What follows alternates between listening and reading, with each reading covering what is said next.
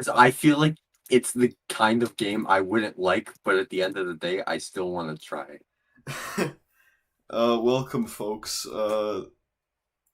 Hello. This is the E3 discussion. Um, Welcome to the one half E3 discussion and the other half Halo Infinite discussion. Okay. yeah, that's gonna be it. Yeah. That's gonna be like the whole thing. But we'll get to that when we get to that. We'll get to it when we get to it. We'll get there when we get there. It'll be out when it's out. Just like the Power Rangers rant. We can't make fun of that certain YouTuber because he's very, very touchy about it. It's fucking. You think Linkara? Yo, shoutouts to Linkara in the chat. Okay. So, what happened first? Do we have like anything, or we can. I have a list with me. Okay. Oh my god, the keys model is different. Yeah, they got the proper keys model. Yeah, you're right. Let me check my list real quick. We can talk about the conferences overall as well, not just the game. Oh, we could do that. So should we save Halo for last, or should we? Let's just go in order, like of everything being in. Okay, so, the thing is, my list isn't in order, so I'm not sure. Which okay, one? I'll which pull up a list of... You can put up a list, yeah. Yeah, I'll pull up a list of like everything in order, I think. Okay, I found the image. Okay, so on the E3 thing, well, I know there was like some EA thing that happened, if I'm not mistaken. Wasn't it like separate? Yeah, they do that every year, but they do it at the same time as E3, so it's just E3, but they don't want to be a part of E3. They don't want to admit it. Yeah. That's because they're not cool enough to be a part of it. Okay, so I don't remember. I didn't watch the EA thing, but the only thing I know about it is like if there was one. But the only thing that we could talk about that like came from that is something that was also in the Xbox thing, so we can just kind of skip that. Sure. All said they some Sims bullshit and whatever they did. And nobody gives two shits about Sims. Yeah, remember like the Star Wars Galaxies thing they showed off? Oh my god, that looked horrible. The Guardians of the Galaxy or Star Wars? The Star Wars thing they showed off for The Sims. Oh, that! Yeah, that looked god awful. Yeah. Okay, but the first thing on the first conference was the Ubisoft conference. I didn't watch this one. But there's. I know that apparently that one was not the best, but it wasn't Capcom or Namco's presentation. Yeah, I didn't want that, but like or Square Enix's, which was also god awful. What did they show off in Ubisoft's one? Well, I'm gonna pull up a list. I know like the couple ones. Also, if anyone's in the chat, I don't mind asking any questions. It's just that if there are a few too many, then I won't. I don't think I'll answer all of them. I'll answer the ones that I think are relevant to the conversation. Okay, so there's Far Cry 6, but that's been known for a while now. So yeah, there's not. I remember I was watching I think when they showed off Far Cry. Oh, I have to do the tutorial because this is normal. Great. I was watching the trailer and I somehow guessed that it was fucking what'd you call it? Far Cry? Far Cry 6. Far Cry? Yeah. It was very strange. Well, well, there's that. But I've never played a Far Cry game, though I have heard like some of them, like particularly like Blood Dragon, are really good. Well, what else did they show off in not much to add. The Ubisoft? They showed off the best game of the show, Just Dance 2022. Oh yeah, my favorite. I can't wait to use my Nintendo Fortnite Joy-Cons. Are there actual Fortnite Joy-Cons? Yes, they're with the Fortnite Switch. Oh my god. What They the announced like that they announced like that game that like was teaching people how to use the guitar with like an actual guitar like like an peripheral actual thing. guitar? So it's Guitar Hero, but Rocksmith Plus. wasn't I remember Oh, there it's was a a Rock subscription. Band game from a while back that actually had real strings on their guitar. Oh yeah. I remember it being horrible, apparently. Yeah. Uh, they announced Rainbow Six Extraction, but the only thing I know is that Tom Clancy fans are like screaming for like an actual Tom Clancy game, but they're never gonna get it, and I Are they feel talking bad about for like them. is like Rainbow Six or No, like the classic like 2000s Tom Clancy games, like the ones like that the were more PS2 like ones? Metal Gear. Yeah, the ones, if I'm not mistaken, that were a lot more like partnered sort of with Metal Gear Solid in a way, like more like that. Right.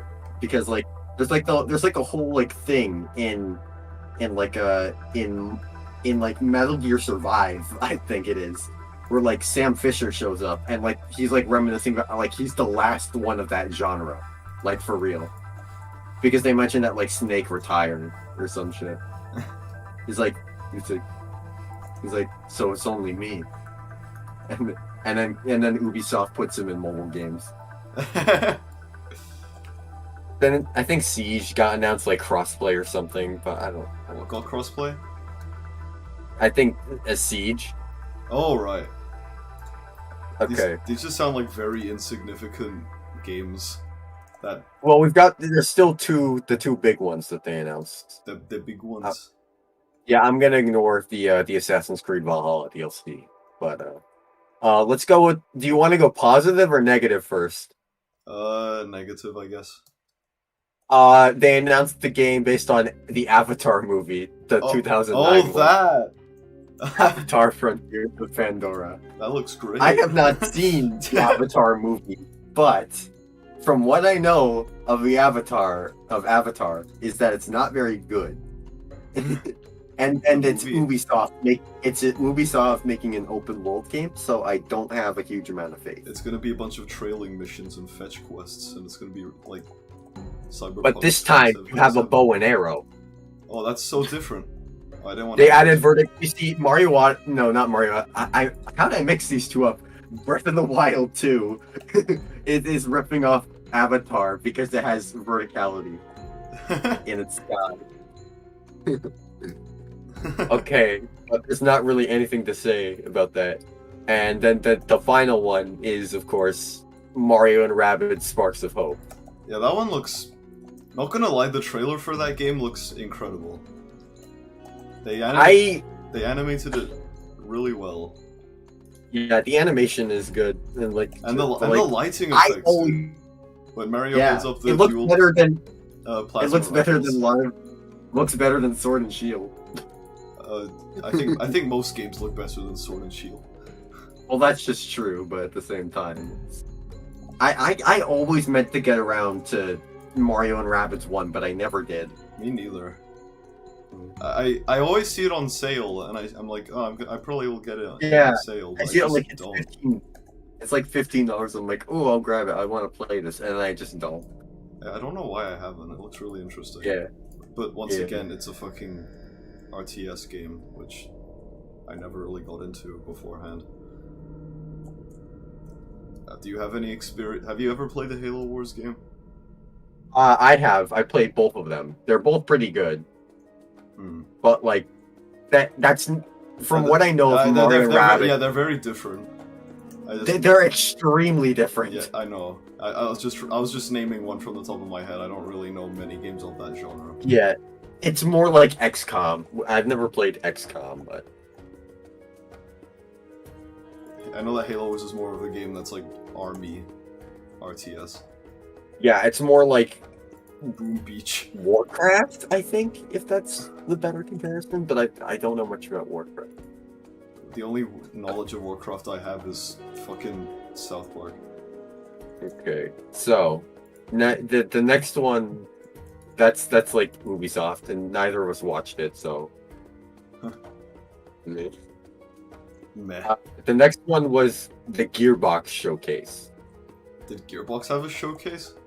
Yes, they did. I like how They I'm playing announced. Halo 1 for PC as well. Yeah. So it's Thank you, Randy Pitchford. it's I hope you had fun with. Was it Kevin Hart he like talked with on that fucking thing? Because like, I know he was like just like chatting with celebrities during that thing. just on stage with like some A-tier celebrity and he's just a little man. I'm not sure, but I searched Randy Pitchford, and one of the first things is Randy Pitchford Battleborn. well, it's definitely... Yeah, it was Kevin Hart. Okay, so they. Kevin Hart There was like at three. E3? Yeah, he was in the Gearbox showcase because I'm not sure if this is tied to was it, he starring in a game? No, because there's a Borderlands movie. Is he starring in the Borderlands movie? Yes, he is in the Borderlands movie. Kevin Hart starring in the Borderlands movie. I didn't know they were making a Borderlands movie. I didn't either. But okay, let's go from like the thing is that like I have played a lot of Borderlands 1. I never beat it because I was playing it on the 360. Oh god. I bought it on PC. I bought it on PC. 30 FPS by the way. But I bought it on PC. I bought it on PC, so I will play that because I want to at least give it another shot. But granted, I know 2 is like the one everyone likes, and that 3 is actually pretty good.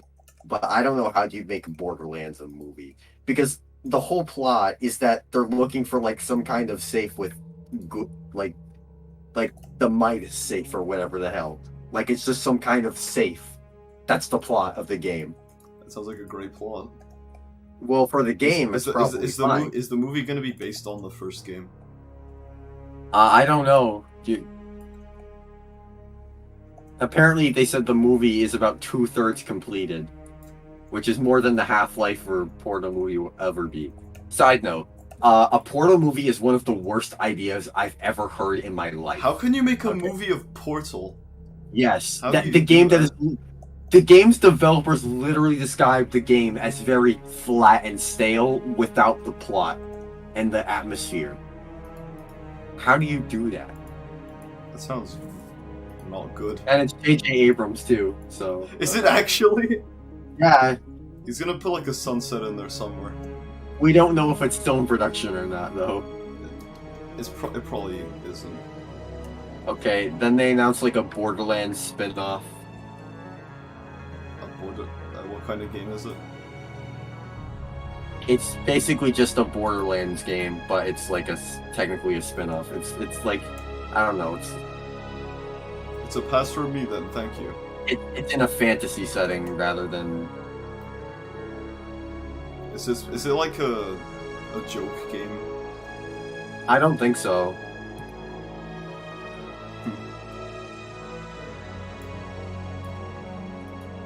Oh, I forgot there was the Summer Games Fest. Oh yeah. Holy! I forgot that happened too. We can go back for that. What did they? Then they announced that their flagship game Godfall is coming to PS4. You remember Godfall? Oh yeah, the PS5. I remember this game solely for the fact nobody played it. I knew about it because of a Kedicross video. I knew about it because nobody talked about it. Literally nobody.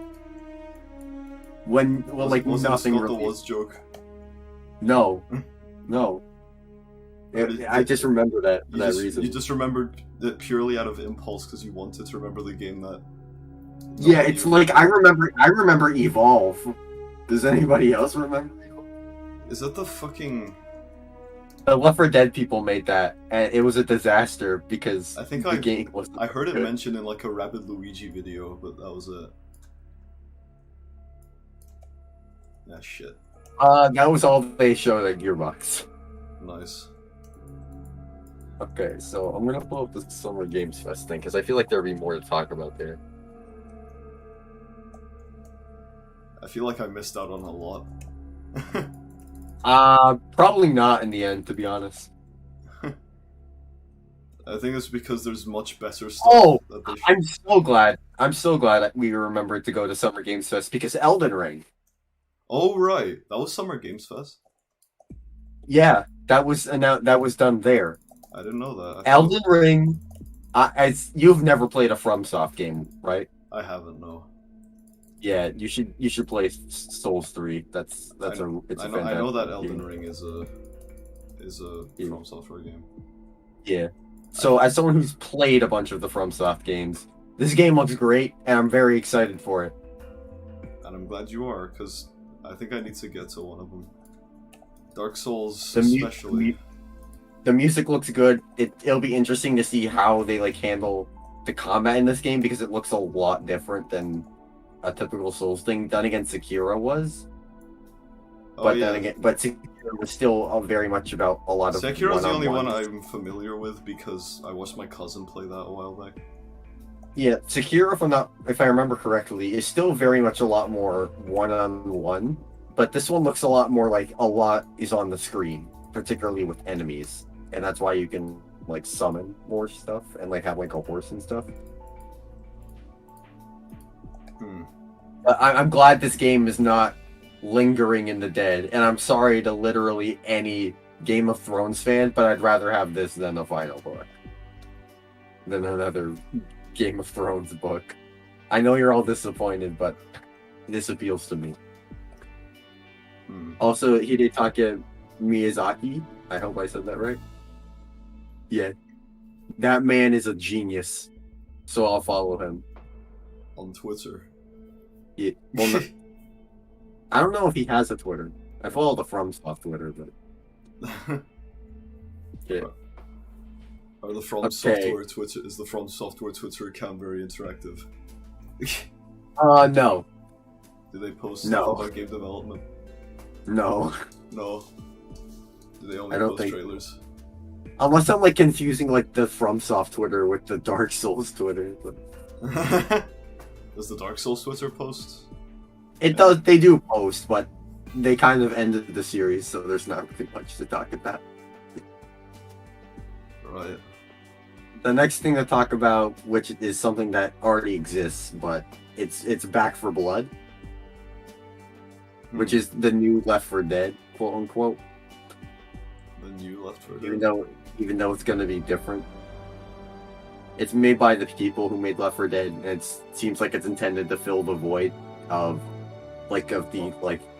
of no Left 4 Dead 3. I've never played Left 4 Dead, any of them, but like I've heard they're great. So I'm so actually surprised that you haven't played them. I just need a groove.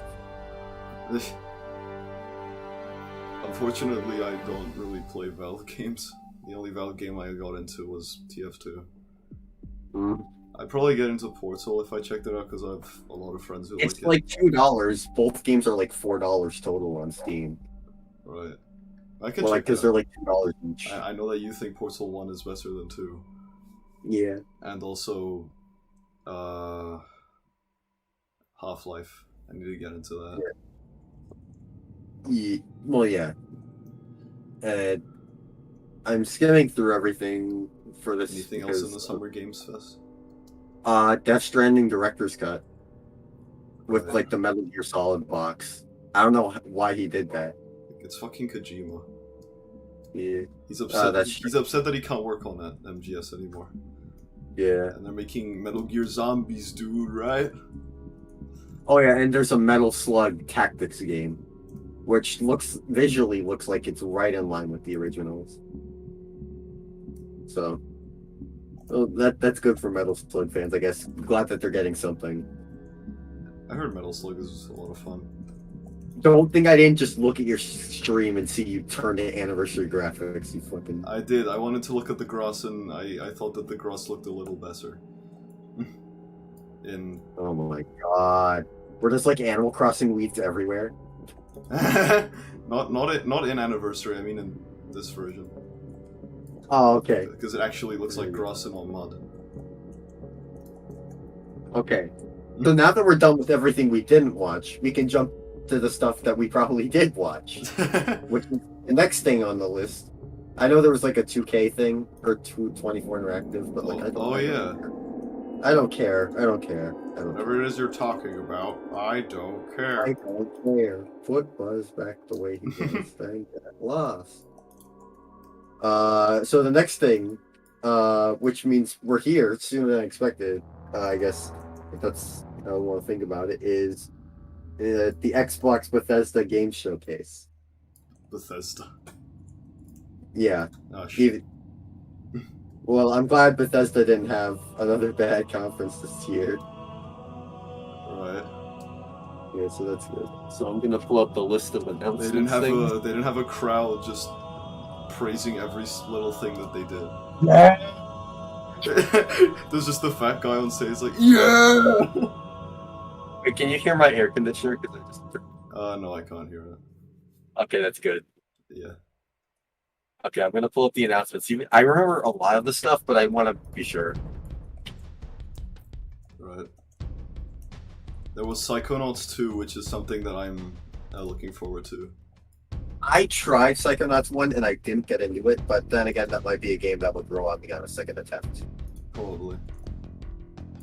I really liked Psychonauts 1 from what I played of it. I need to finish it because I got decently into it. So something I loved about that game was the art style, and judging by what we're getting in 2, Tim Schafer gave it his all. Yeah, they did a great job preserving the art style. It looks fucking. It reminded me of Spyro Reignited that way, where like they did a good job with that, with like keeping that preserved. And Crash 4.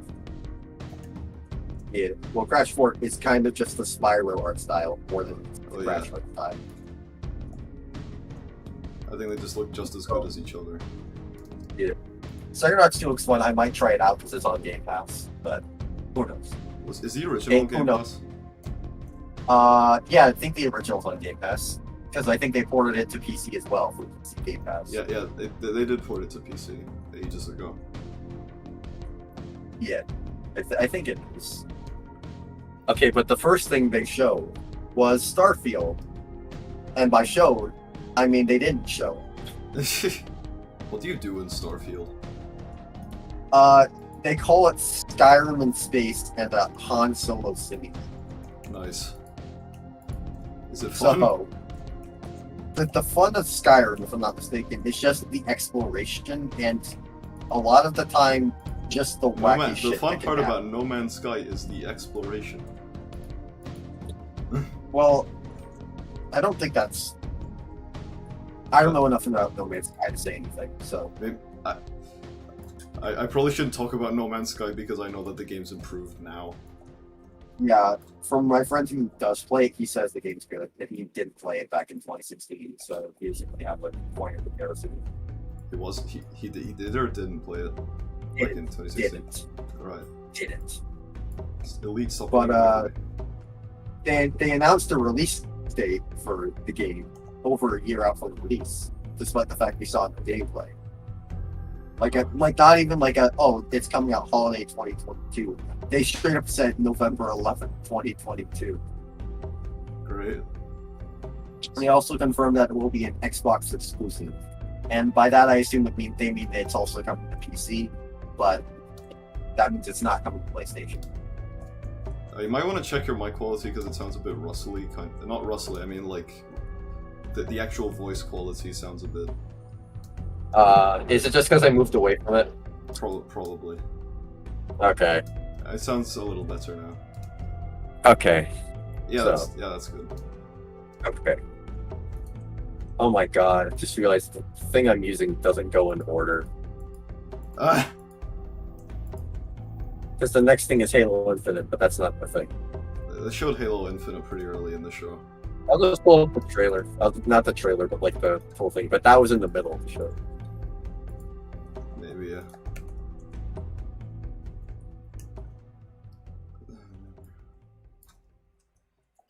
Red Elite. So, should we talk about Infinite or should we wait? Wait until we get to that point. Was there anything else they showed in Microsoft or Bethesda? Yeah, there was a lot they showed. Oh, right. I just can't This think of it isn't from the top of my head because it's fucking... Okay. Microsoft. They announced Stalker 2, which is I actually own the original Stalker, and I didn't know what it was, but I looked it up, and it's like a cult hit from 2007. the original. 2007. Yeah. Is it a 360?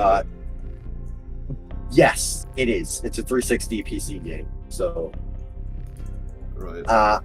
I might play the original because I have it, but from what I understand, people who have played the original think this looks good, and it looked pretty. It looked pretty, and it looks good. Which game? Well, what? Which game? Stalker 2. Stalker 2. I'm trying to think which one that was. Like, what did the gameplay look like? It's set in Chernobyl, I think. Was that the game with like the It was, really like- pretty visuals and it was like walking? It had, as I call it, Keemstar. Oh. I think I might know what you're talking about. I could just like, we could just like pull. I can just send you like a link to the trailer and shit. I know you're playing, but like, Yeah, sure. I mean, this part of the game is pretty uneventful, so. you know what? If we thought about this ahead of time, we probably should have like pre-recorded gameplay and then just had that looping. Probably, yeah, but like, Who cares? We already started. the footage wouldn't look as good. Because it's like pre-recorded footage on top of stream quality. Yeah, Stalker 2 hard Chernobyl. It's the first-person survival shooter. The first person, so alright. Oh, that! Yeah, I know what you're talking about. Yeah.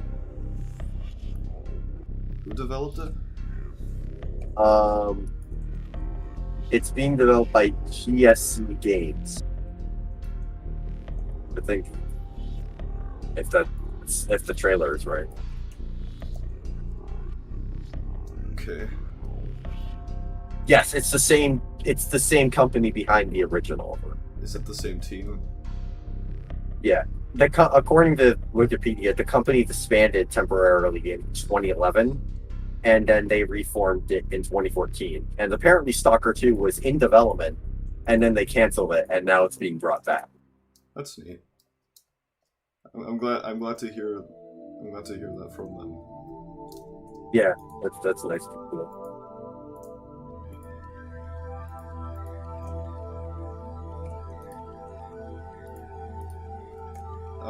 What else was there? After that, they showed more Back for Blood, but Was that's that, kind was of that of note? well, no, because it's just more Back for Blood.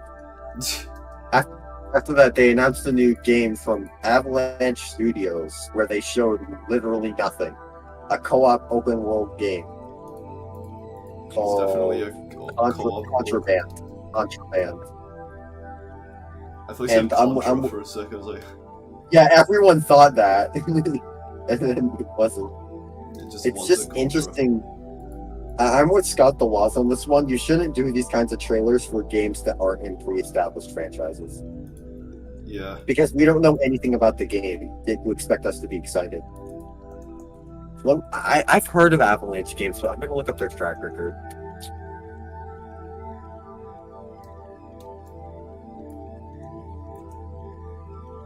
Oh, the Avalanche games people are the people behind the Just Cause games. Oh, those. And apparently Rage 2 as well. That's not a good sign. That's not a bad sign. That's just not the shiniest track record. Those are like the games you see on like the London bus that need money. On the London bus, you're so. I'm not kidding. Just so, You always see Just Cause 4 ads and Rage 2 ads on the bus. I thought you were saying like some like British man is gonna portly British man just gonna be like, "Oi lad, you want a copy of Just Cause 2 for PS3?" Unfortunately, That's no, what it that's not sounded what like. it It is, sounded like you could just buy a copy of You could- Just Cause. You could buy it on the That's bus. on the fucking on the London double-decker bus. Yeah, there's just a man there who just sells you video games.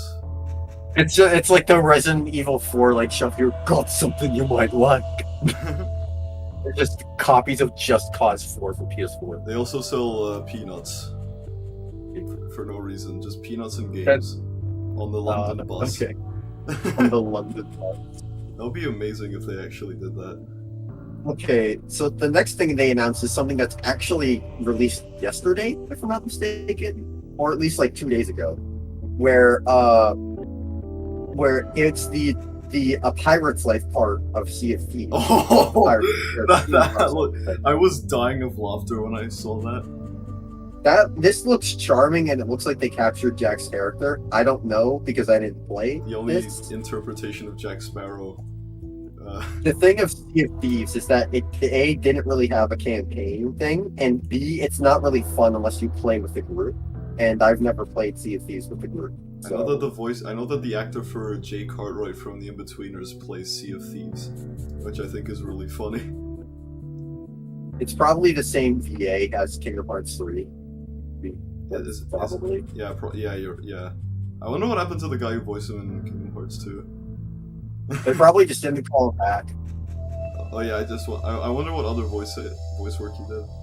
I would be surprised if he did it for like some other like Pirates games for like PS2 or Wii or some shit. I know that there were some other Pirates games like At World's End on the PSP. Yeah, he probably did some voice work for those, but who knows? Then I know they came out the same year, so probably. Actually, no, a year after, because At World's End was 2007. But yeah, it looks interesting for that. I'm sure it was happy for Sea of Thieves people to get a shiny content drop. Yeah, like within 2 it's fucking days for Sea of free. Thieves. You don't really see that many people. I've seen some funny clips from Sea of Thieves. It's just that it's definitely a game you need a group to play with. It's also a rare game, and I'm sure that people In the who UK? play it, I'm sure that people who play it aren't rare fans. Oh yeah. Like Rare's still working on that new Perfect Dark. True. I have a friend who's into Perfect Dark. She's gonna get me into the first game through the decompilation version. and then Perfect Dark Zero. That game does not look okay. It doesn't even visually, yes, and everything else. I'll try to get into Perfect Dark Zero and Perfect Dark 1 and see where I can go from there. But we didn't get any Perfect Dark news, sadly. But there's like some other things too, if I remember correctly. It's probably still really early in development. Maybe that's why. Yeah. The next thing they showed was that like the Yakuza games are on Dream. I almost said Dreamcast. Yeah, you were gonna say Dreamcast. No, the Yakuza games are on Game Pass, and Yakuza 7 as well is now Game Pass, which I've heard very good things about. I've heard good things about Yakuza. I have to get to it. It looks weird and fun. Yeah, it looks very bizarre. It looks like a Nomura directed game. I need to check it out. It looks like if the wacky tone was the full focus a lot of the time. Yeah. But with actual character moments too. So I should check it out at some point. the next thing they showed was Battlefield 2042. Which, to be quite honest with you, as someone who doesn't like Battlefield, looks somewhat interesting. That's pretty much how I felt when Color Splash came out.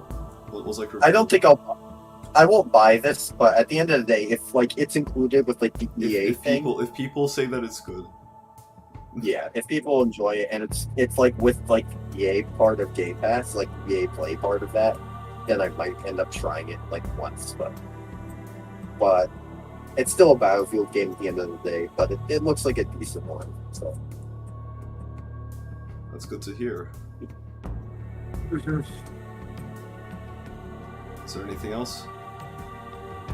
Oh yeah, we saw the. You remember that one game where like it's like these two people and they're trapped in a time loop where like an assassin is going to come and kill them, like over and over from like E3 2019. When you say that, I think of fucking Shadow of Destiny for the PS2, but I don't. No, that's not it. What's this? Is Deathloop? No, it's not Deathloop. Yeah, that was a PlayStation game, I think. Well, and it's on PC. I didn't know that. That one's coming. 12 minutes. That's the game. That one. game is called 12 Minutes. It's the top down one where it's like top down and cell shaded, and then the guy who looks like Hitman comes in and kills everyone. Oh right. Yeah, that game. It's shown at E3 2019. I still love that, like the fact that that Piracy like described as like the game where like Hitman just keeps reloading his save file. Fucking pyrocynical. I probably would never play this, but it has Willem Dafoe in it. Oh, oh that! Oh, I know what you're talking about. When you mentioned Willem Dafoe. Oh, and Daisy Ridley. Yeah, I recognize their names in the credits. Like, wait, why are they in this? You know how much I sacrifice. Insert Ray quote here to sync in with Willem Dafoe's line. The next thing was Psychonauts 2, but we kind of already talked about that. Yeah. Because that was another thing of interest. They announced that a bunch of Bethesda games are coming to Game Pass, or are on Game Pass. That's gonna be something. Which is nice, I guess. They announced that Doom Eternal is getting ray tracing and 120 FPS support on Xbox Series X. That sounds Rip all the people who wanted that on PS5, I assume. Are they not doing it on PS5? Oh yeah, I haven't heard anything. Bethesda bought it. I haven't heard anything about it coming to PS5. I know it's coming to PC, of course, the ray tracing stuff, but shockingly, it was Skyrim's 10th anniversary, and they didn't announce anything. Really? I am shocked. Yeah. So they just acknowledged it and didn't bring up anything else. Well, yeah. Well, like, I'm not saying like, oh, Skyrim remake. I'm like I'm shocked they didn't do a port. Why remake? Are there actual people asking for a Skyrim remake? No, I just meant I'm shocked they didn't announce like any new form of Skyrim. That's my point. I mean, fair enough. Especially because it's the 10th anniversary. Yeah, the game's received like 50 ports. Somehow. They announced Fallout 76 updates. The second one. Are they planning to like? Are they planning to make Fallout 76 better now? I think so. Because if they do that, I'll give Bethesda props. But the thing is, Fallout 76 is pretty much dead. How many people do you think are playing that Battle Royale? The Fallout Battle Royale. Yeah, the one that they released. Nuclear one. 2 people. Fuck yeah, we put a Battle Royale in Fallout 76. Oh yeah, we put a Battle Royale in that was one of the fun. I feel really bad for the people who presented to E3 those years ago. Yeah, the only other thing of note with that is that they didn't announce that the second trailer was Fallout 76 DLC. So me and the group, we all thought they were remaking Fallout 3. Oh no. That wasn't the case though. To be fair, that wouldn't be a bad guess to think they would remake Fallout 3. Why Fallout 3? Because that's the oldest like Fallout game that's like the modern Fallout. Why don't would they be able to remake the first 2 games like in the style? Those were RTS games. Oh yeah. You could. Like retail do what Resident Evil 2 did. Yeah, like there's like a game Shadowrun. It was like a top-down isometric like RPG for the Sega Genesis, and then they remade it as a multiplayer shooter for the 360 and PS3. What game was it called? Shadowrun. I thought you said Shadow Man. I was like, that's another game. I think it was Shadowrun. Yeah, Shadowrun. Okay. Yeah, that makes more sense. This just won't die. It was like Dodge rolling away from me. Okay, anything else from Bethesda? Yeah, you keep saying anything else, like we're done. We're delaying the inevitable. I'm 30 minutes into an hour and a half conference. 40 minutes, it's 39 minutes. We're continuing the running gag from yesterday. Oh no. Oh, then they talked about Elder Scrolls Online, which, listen, nobody cares. I'm sure the people who like Elder Scrolls Online care. I saw a copy of that game. I saw a copy of that game for like $2. I described it as this. Elder Scrolls Online is the literal game where you cannot expand out of its core audience. That is like the prime game where you cannot expand out of its core audience. Ever. You show like a trailer to like people who are fans, like they're gonna love it. You show it to literally anyone else, they're not gonna give half a shit because it's Elder Scrolls Online. It is Elder Scrolls Online. It's like getting it's like getting excited for Warcraft DLC.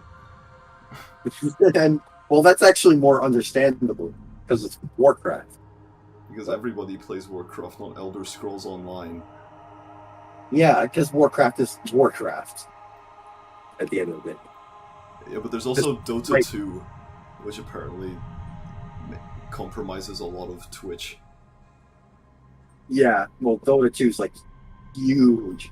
Like, I think it's like the most popular. It's either that or League of Legends, which are like the most popular competitive games ever. Oh god, League of Legends. Yeah, let's not go further.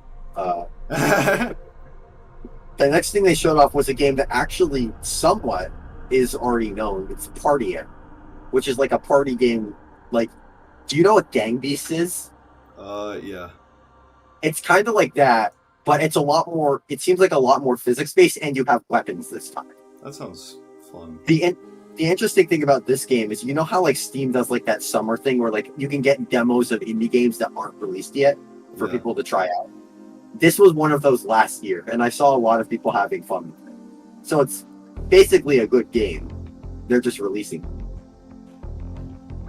And they're releasing it on Xbox too. So Xbox 2. Again, this is a game that that's probably only fun with friends. That is a lot of. It has to be fun with a group.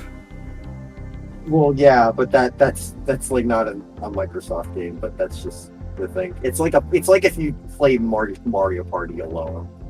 I was gonna compare it to Mario Party, but I was like, well, we will get to that. That is down the line. We'll get to it. Yeah, we get there when we get there. The next thing they announced was that Hades was coming to Xbox. Ah, shit. Are you killing the Marines? Why are you Marty? He's killing the Marines.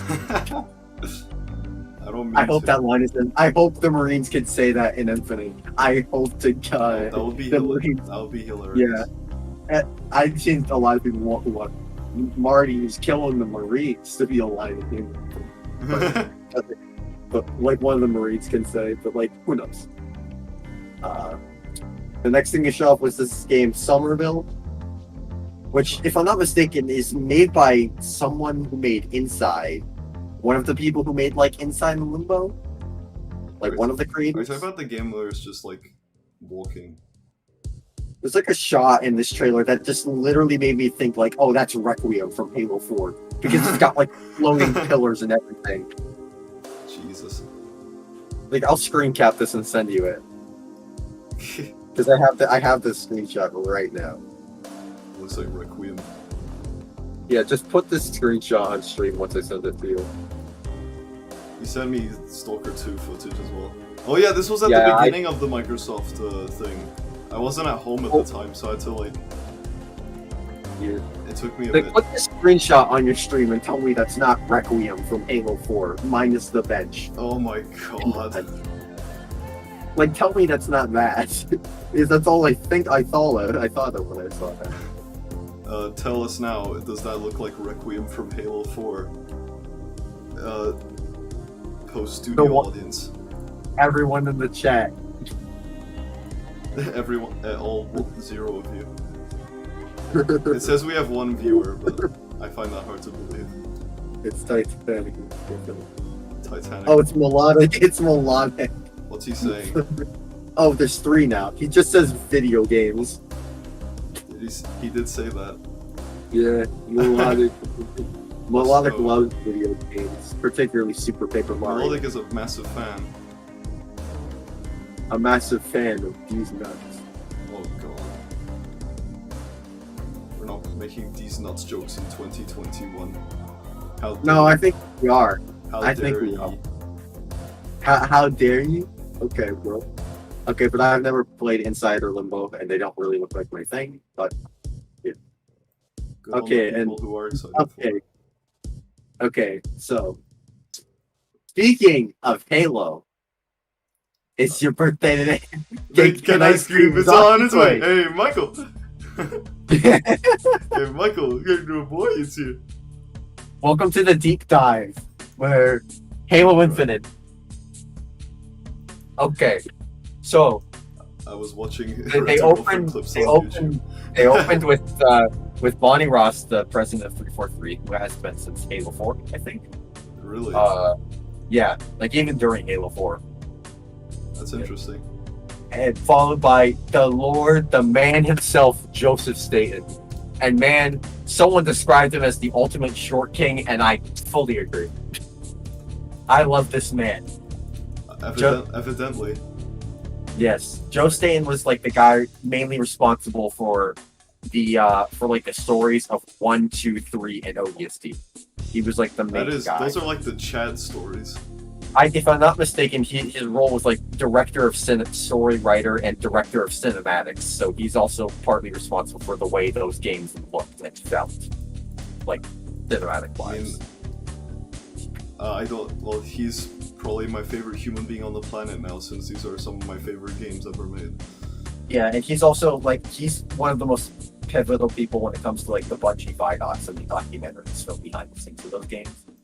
Oh my god. He also voices the grunts. Does he actually? Yes, he's the grunt voice. That is really funny.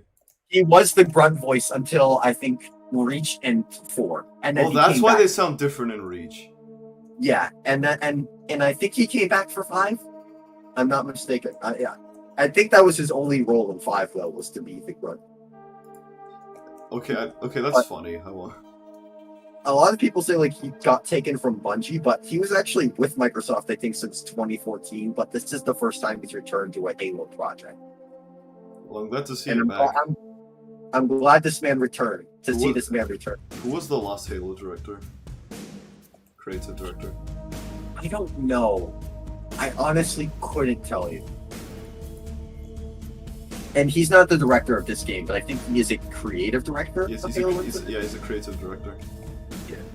And I knew this man was back. Still had it when this first thing he said was, for us and many of you, Halo has always been about heroism and wonder. And that made me light up like a goddamn Christmas tree, because that is exactly what Halo what a is. term. That is exactly what Halo was and is in a lot of ways. It's about heroism and wonder. And so they talk. Well, before that, Bonnie Ross talked about how it's free to play for everyone, but we already knew that since last year. They announced that. Yeah, they announced that in a tweet last year. Back when they still. I didn't know that.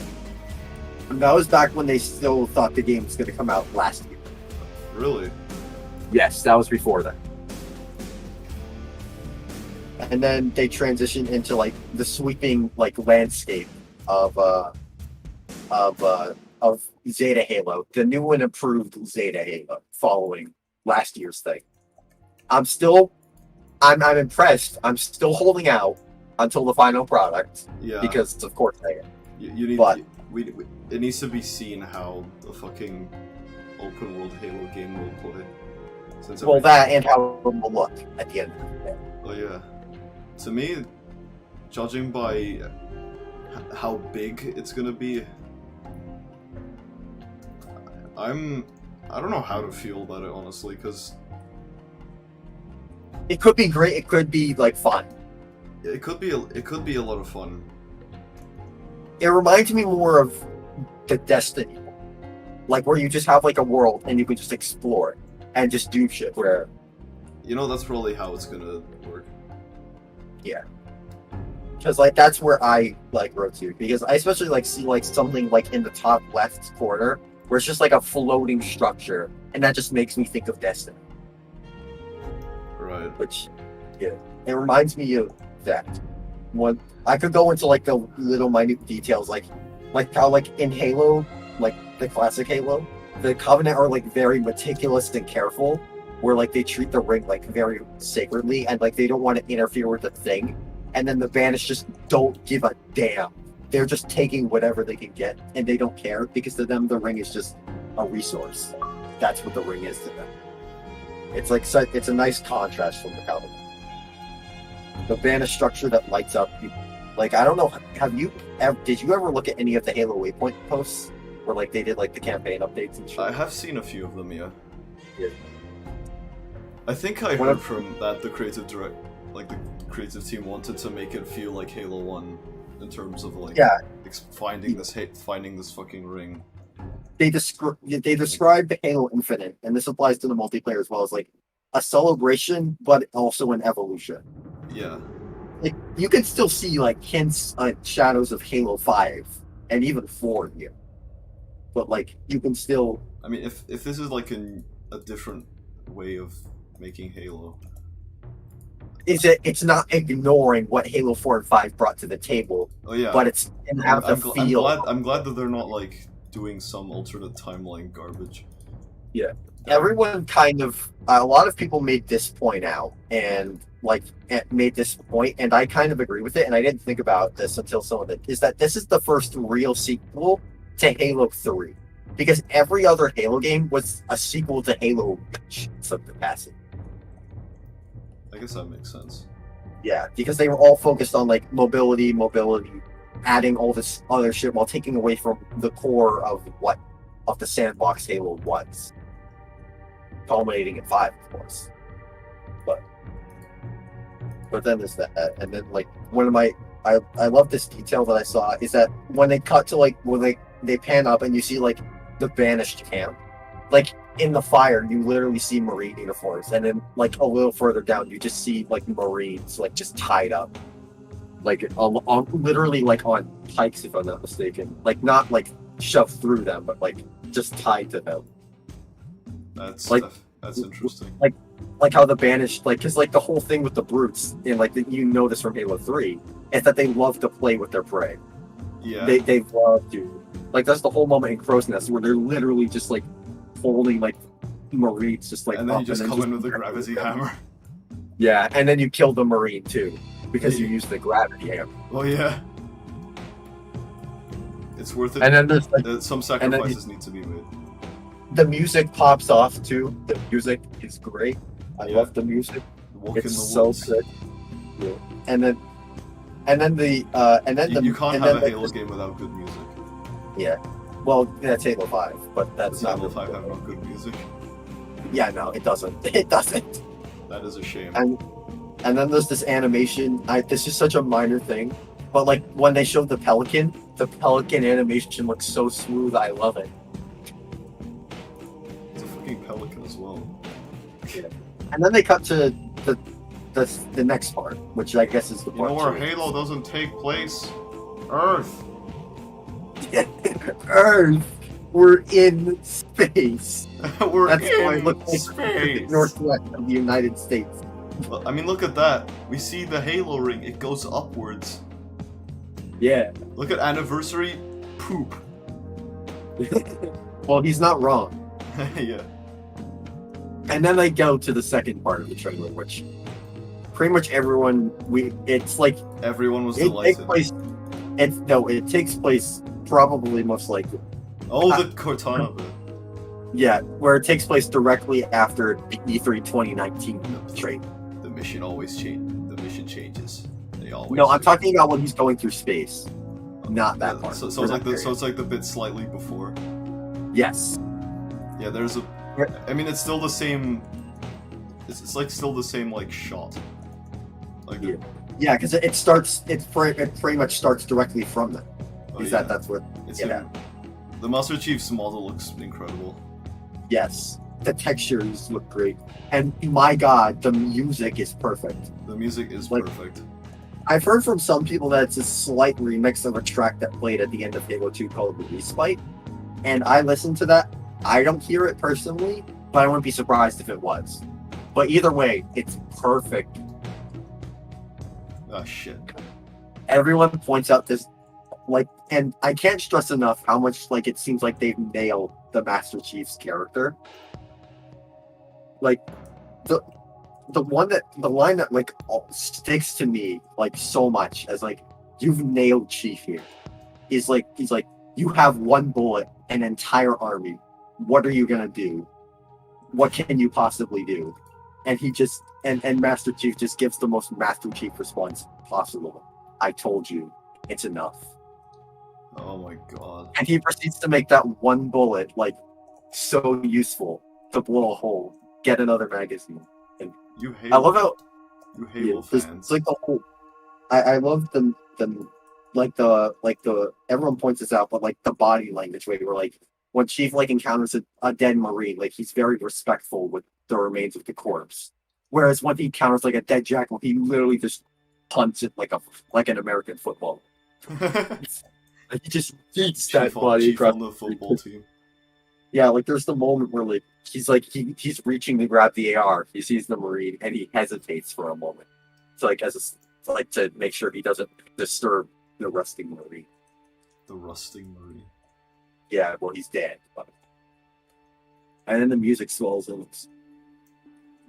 then there's vague Cortana dialogue which works, but it's still vague Cortana dialogue.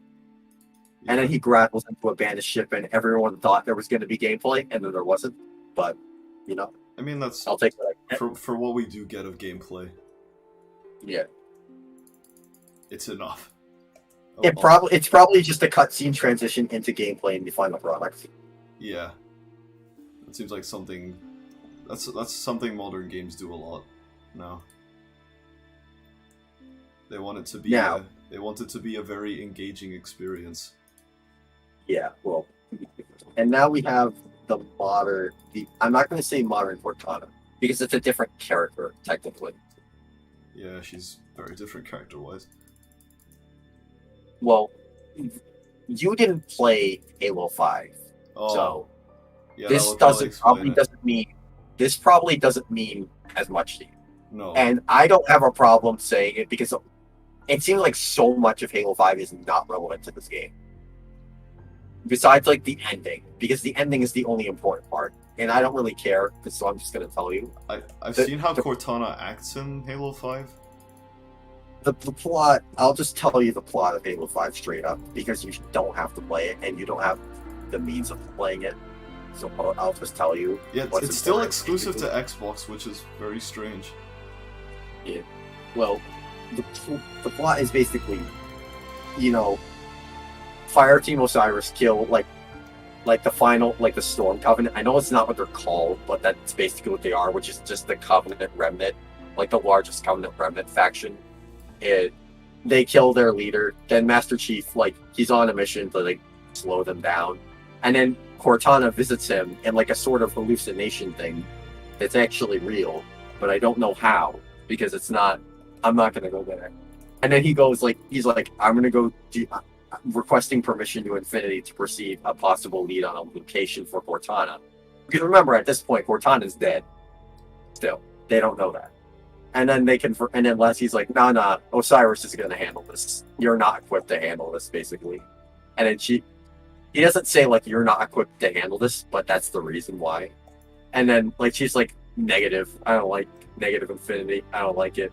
And then he's just like, lol, and he just takes. And then this whole squad just like goes to like the place that like he thought like he was told to go to by hallucination Cortana. But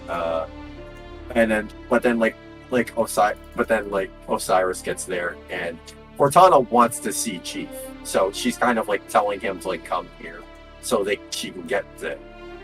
And then Osiris arrives and they encounter everybody's favorite Halo character, the Warden Eternal. The Warden.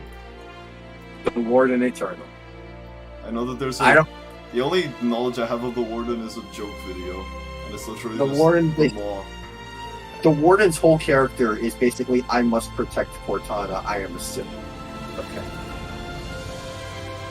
The Warden is literally a simp for Cortana. So, basically, Blue Team, which is Master Chief and his like squad from the books, even though the characters suck in this, they ride a Guardian from Meridian to this planet called Genesis. So, which is home to something called. That's the planet. That is probably the name of the mission, but that is the planet. It is one.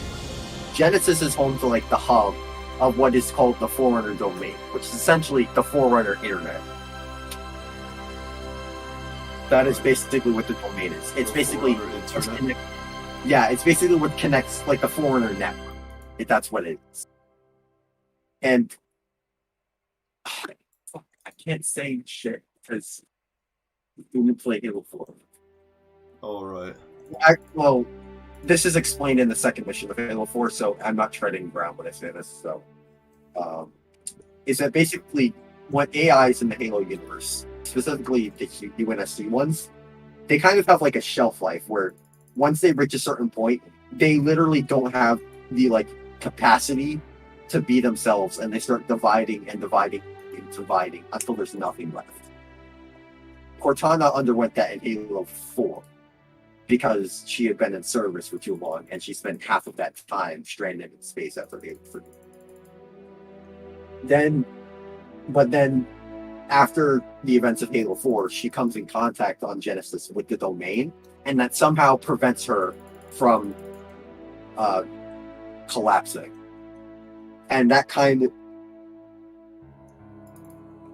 Oh, I forgot to mention this. The Cortana you see in Halo 5 is not really the same Cortana as Halo 4 in the other games. That would explain a lot. That's kind of the remnants of a part of Cortana. That's why that Cortana acts that way. It's still Cortana. That's why she's evil. Yeah. But that's not something. Yeah. Is that Cortana's whole thing is like, yo, the galaxy's screwed. It's kind of screwed up. So you know what? We're just going to go in. We're just going to control everything. And then everything will be peaceful. Great. Obviously, that did not work out. She's an aging AI. Well, she's not aging anymore. She's more like gone mad with immortality. That's the better way of putting it. She let the immortality get over to her. Immortality. Yeah, that's what I meant to say. Yeah. And then so the Spartan Locke and crew go to San Helios, the home of the elites. They ride a Guardian from there. San Helios. Yeah, they ride a Guardian there to Genesis. They meet up. Cortana wants to see Chief again. The Warden's like, nah. You know, Warden Eternal's literally like, nah. You know Chief is here to stop you. You know this. Cortana still wants to see Chief. Warden tries to stop. He doesn't succeed. He doesn't die. He's still alive. Because the whole thing with Warden is he's like one AI with millions of bodies. And then Cortana, when Chief's like tells Cortana straight up, yo, if you don't please stop this, you're literally going mad. He's like, come home, please. Cortana tries to put Chief into stasis so that she can do it without his resistance.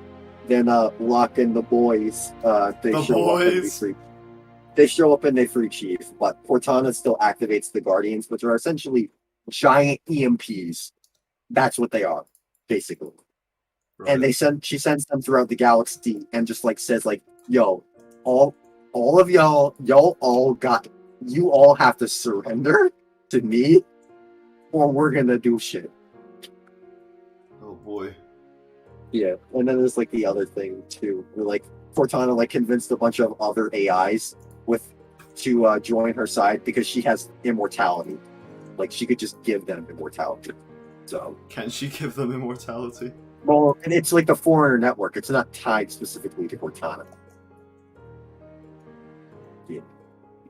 So what they say, so that's the plot, and then Chief and Locke, they go to San Helios, and then the game ends. Oh yeah, I know that Halo 5 has a very... It's like Halo 2, Halo 2's ending. Times a billion. At least that ended Arbiter's arc, for the most part. Like his whole conversion kind of ended. So basically, they say that at some point, that like what this new Cortana, which is called the Weapon, was basically a UNSC AI created to imitate Cortana, infiltrate her systems, lock her down, and lock her down. Chief was then to retrieve her and bring her back to the UNSC Infinity, the ship from Halo 4 and 5, for deletion. That was basically her plan, and then that was basically the plan. And that once she completed her purpose, she would delete herself. She would task manager herself out and become Windows 10 Cortana. Great story. But Cortana at some point was probably on Zeta Halo for some reason. That didn't happen, however. Apparently, according to her, Cortana was deleted, but according to Chief, he was not the one who did it. So someone else either did or didn't delete Cortana. And this Cortana never was deleted, despite the fact that she thought that she did her job. Something stopped. And that's part of that plot of Infinite, is that they're going to try and find out what happened to the first Cortana, and basically why the weapon wasn't shut down, which probably has something to do with the Vanish, most likely. So basically, it looks like our crew for this game is Brohammer, which is what the community has decided to call the pilot. Because Fohammer, Brohammer, Chief, and this new Cortana. Did they intentionally call him Brohammer after Fohammer? Yes, that's why they. It wasn't 343. It was the community who decided that name. Oh, Brohammer. Right. That makes Yeah, sense. because the pilot's unnamed, but it's a pilot. We're gonna call him. Oh, that guy. Yeah, the guy who's like, his whole thing is he just wants to get away and see his family. That's his whole. Because he's like, basically, he just finds Chief. Look at the band. He's literally like, look at the band. We can't beat this, bro. But it's the Master Chief. But it's the Master Chief. He can do anything. There's can a lot find of weapon on the ground and do something with it. A lot of what makes the weapon so interesting is how it ties specifically into the plot of Halo 4. Because one of Cortana's like, quote unquote, real like concerns and like inner demons is that if she dies, the UNSC will just give him a new Cortana model. Right. And that's happening now. Is that Chief's biggest fear? No, not Chief's, that's Cortana's. Oh. Is that she'll just get replaced if she dies, like nothing happened. It's like if like the fish dies and then you get the new fish. Like it's like a pet, sort of. Does the fish get jealous? I don't know. We don't know if Cortana's alive or not. I'd assume yes, but I mean, who knows what they're gonna do with that?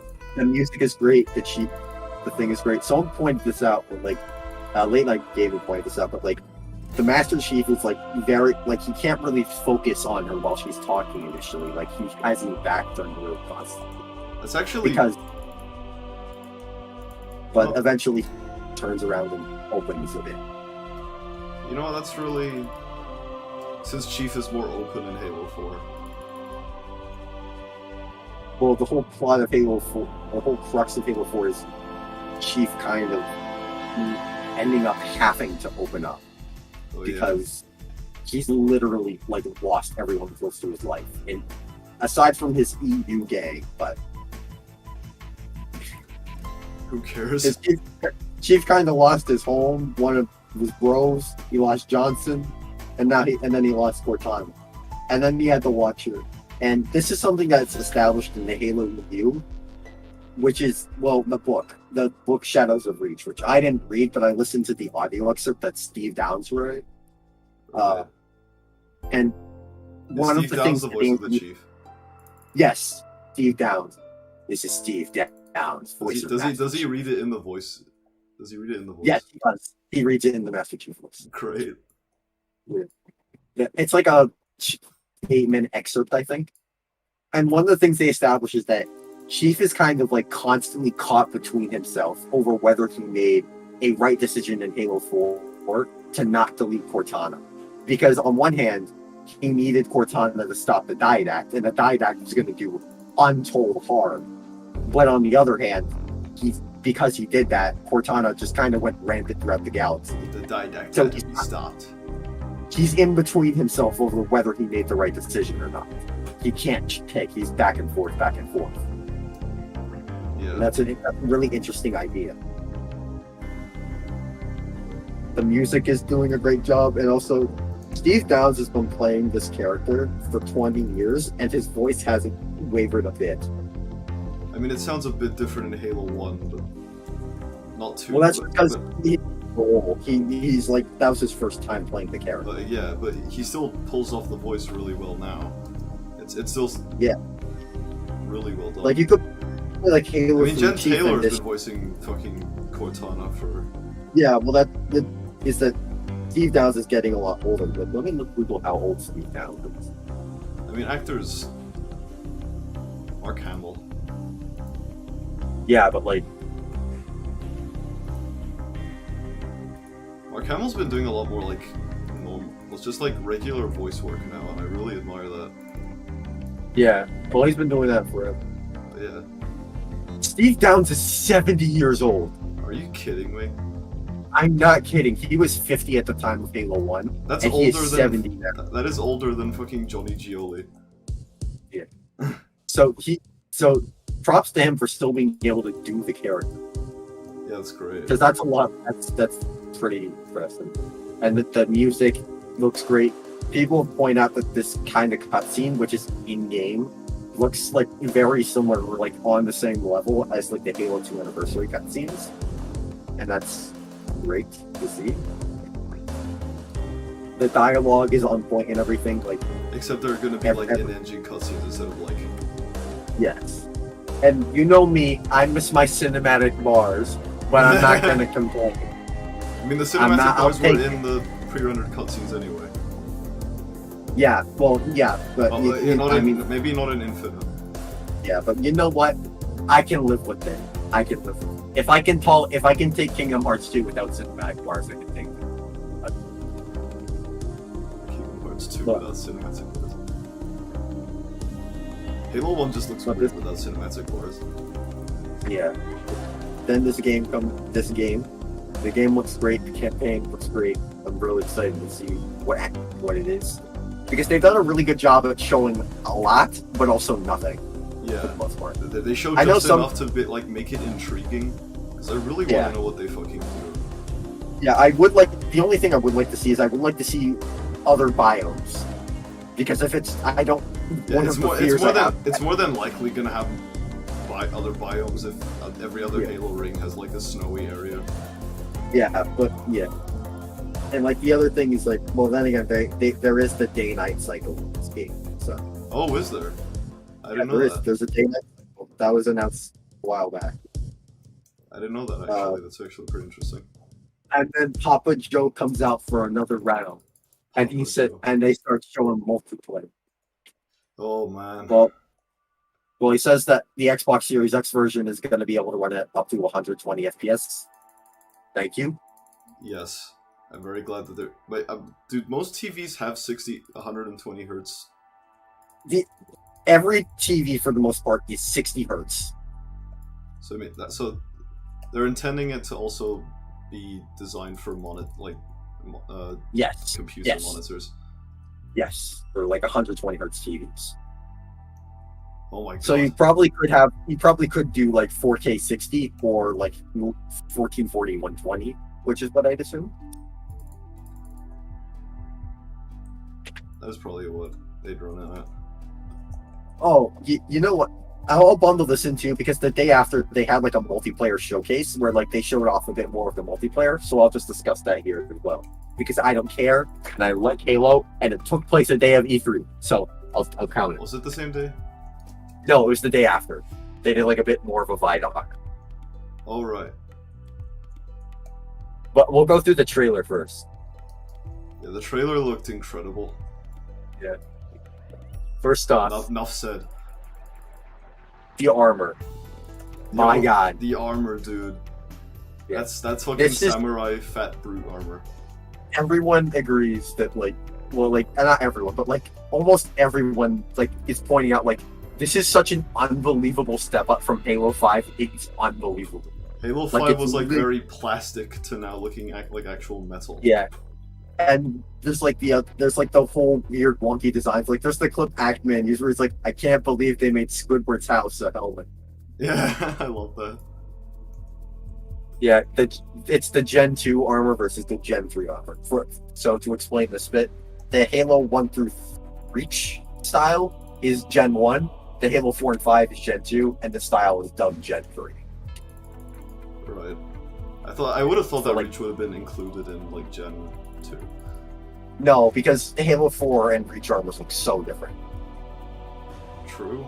Like, even armors that are across both games, the armors look different. Like, look at Recon across both. Like, I'll see if I can post this.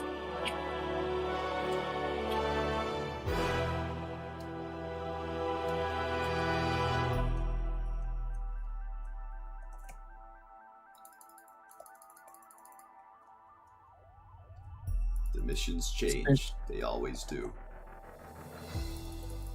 Like, this is the Halo Reach Recon helmet.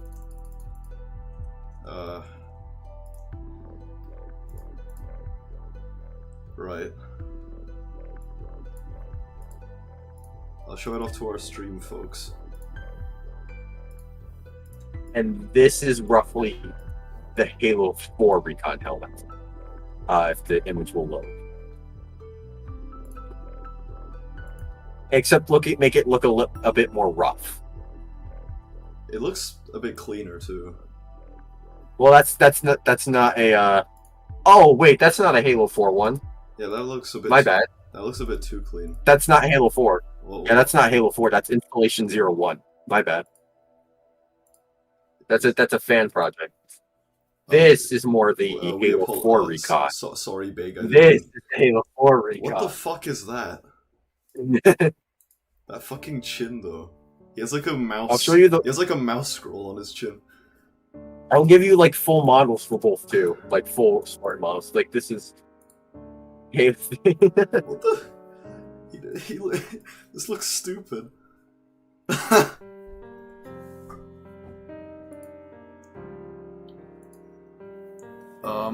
I think I'll go back to Gala 1.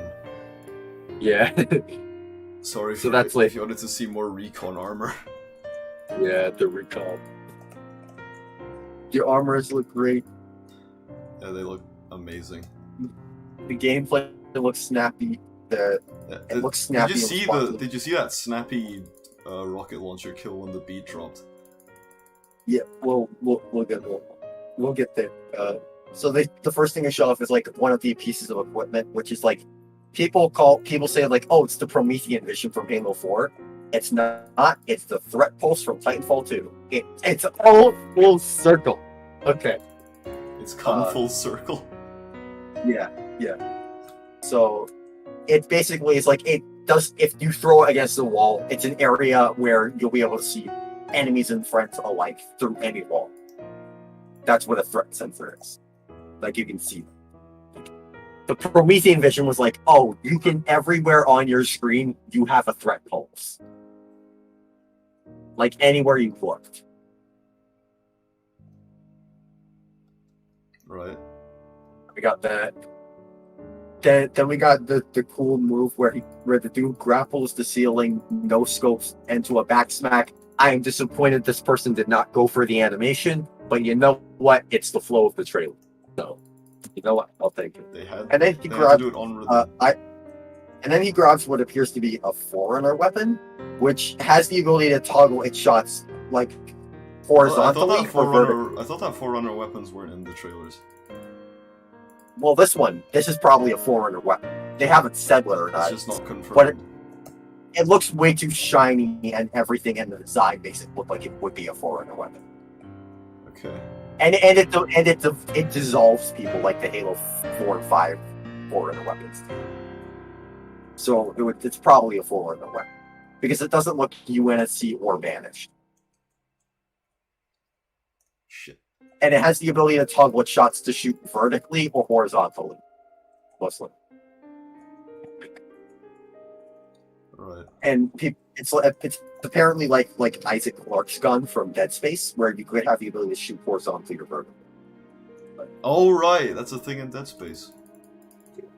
And everyone points out how like the person in the trailer, like it looks like it has a homing ability, but it didn't look like a homing ability to me. It looked more like the shot ricocheted off the ceiling. I thought it was homing. The reticle isn't red before he fires it, so I would. Oh, And it looks like it bounces. Yeah, that probably explains it. Yeah, it bounces off the roof. It's not homing. It doesn't. Because I know the scatter shot from like Halo 4 and 5 had some homing abilities to it, but like I don't think that's this. And they have to some dude with the gravity hammer, who does what appears to be like a mid-air like swing towards the ground, where that's just a normal animation. I really like the new HUD they gave MCC. Yeah. Someone pointed this out, and this one is a bit disappointing to see, but at the end of the day, is that the gravity hammer doesn't really have an AoE effect. It more so just like brings people to the ground like a normal hammer, rather than just sending them flying like it does in like Halo 3.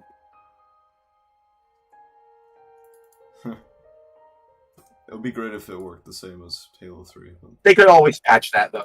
Yeah, they could. That's what they've been doing for the past 10 years.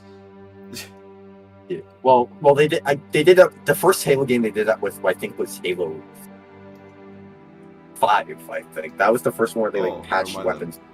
That'll be 6 years then.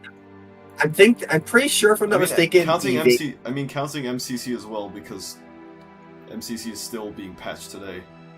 Well, yeah. I mean, in terms of weapons balancing, every game, of course, got patched. Right. Yeah, okay. Every game got patched post Halo 3, of course. Yeah, okay. But besides that, like Halo 5 was just the one that needed the most improving. Well, yeah, because apparently the battle rifle was like crazy on launch Halo 5, but they toned it down. Shit.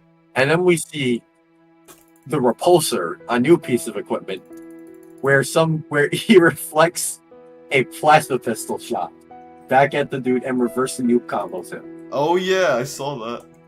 That was funny. I agree with the other people that the timing on this is going to be the key to making this this equipment balanced. Because if it's way too easy to reflect, you're going to have a lot of problems on your hands. Yeah. And later on in the multiplayer overview, the person literally uses it to reflect off the ground and like get an air boost. Like almost like a brute shot jump or like a rocket jump.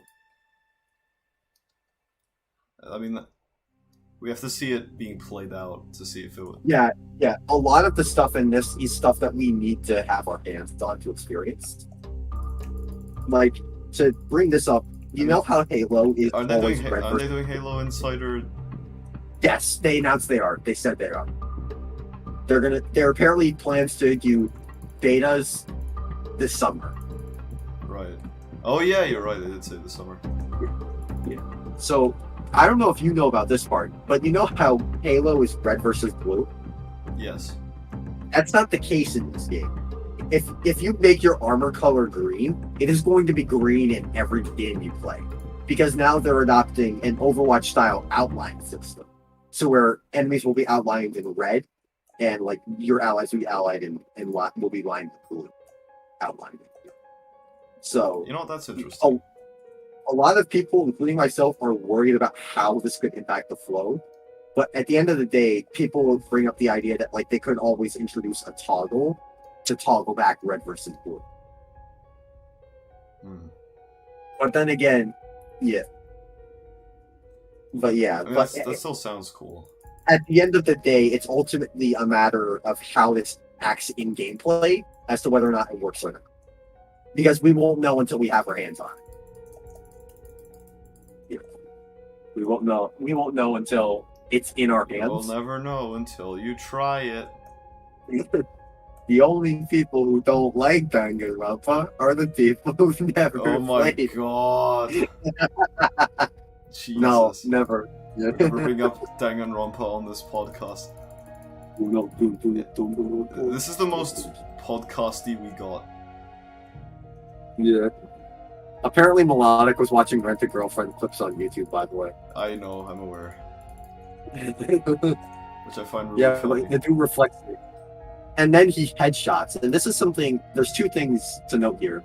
One is that the battle rifle in this part has like a different reticle than like you would expect from a normal battle rifle reticle. But in the multiplayer game reveal, the battle rifle has its normal reticle, like the normal Halo reticle for it. So, it basically means that there's probably customizable reticle, which always is a good thing.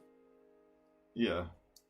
Yeah, because at the end of the day, it's not, because you still can have the classic Halo circle with the lines through it, or you could have one that's more like a CS:GO. Does the reticle have bloom? No, bloom hasn't been a thing in Halo since Reach. Right. It lived and died in Reach. It's when the reticle moves, right? Yeah, and the other thing is that, listen, I don't like sprint in Halo. But one of the worst things, specifically about Halo 4 and 5 sprint, is specifically the fact that when you move out of sprint, there's like a second delay between when you stop sprinting and when you can fire your weapon, which kind of hurts the flow of combat a lot. But in this, it seems as if you can shoot directly out of sprint, which seems to be like a good compromise. Well, the other thing that people know is that it looks like sprint barely does anything in this game, aside from the ability to move slightly faster and slide. And that's led to a lot of people to ask, why is this in the game then? And the sole reason is definitely so they can say they have sprint in this game, and so those other people will shut the hell up. Are there That people is actually sprint And enthusiasts? people are like, I actually prefer Halo with sprint. I think it doesn't take anything away from the game. Right. Yeah. And by the way, you probably never noticed this because you don't follow the Twitter thing, but this map that you see is the Avery J. Johnson Academy of Military Science. Oh, that one with all the people. Yeah. Yeah. So basically, in universe, there's a military science school named after Sergeant Johnson. That is amazing. Yeah, that's a great touch. You fought in the Clone Wars? Apparently, in universe, this is like son. apparently this is a place where they teach new Spartans the ropes That's of neat. being a Spartan. Yeah, because Johnson is technically a Spartan. Technically. Yeah. Come on. You see the dude with the bow shield thing. He gets the stick, the double kill, and then we see Infinite's. I'll talk about this now rather than the multiplayer thing. Infinite has one of Infinite's new customization features is a personalized AI. So basically, there's a variety of AIs you can choose from, and they will like give you status updates on the battlefield. That's which neat. basically for instance, it doesn't overshadow You the get your legendary own Cortana. It doesn't overshadow. It's more like the superintendent from ODST, more like that AI rather than the Cortana. But they could always there's post game content, so they could always make Cortanas or the one literally everyone wants, which is Sergeant Johnson AI. Is that a real thing? Yeah, it's not a real thing, but that's something people want because he's a firefight. Sergeant Johnson is the firefight voice for Oh yeah, Reach? you're right, he is. Yeah. And a lot of people want Sergeant Johnson to be one of these AIs you can have. Sergeant Johnson's just amazing, isn't he? Yes. Get back Pete Scully, I think it is. Is it Pete Scully? I think that's his VA. I'll double check. No, not artist. Artist? No, that's a different person. Oh, David Scully. David Scully or David... What the fuck? What is it? David Scully is British. That is really funny. Yeah, Sergeant Johnson is I mean, a lot of British. British people can do some really good American accents in voice acting. I didn't So that realize Sergeant that. Johnson is the most American soldier. Yeah.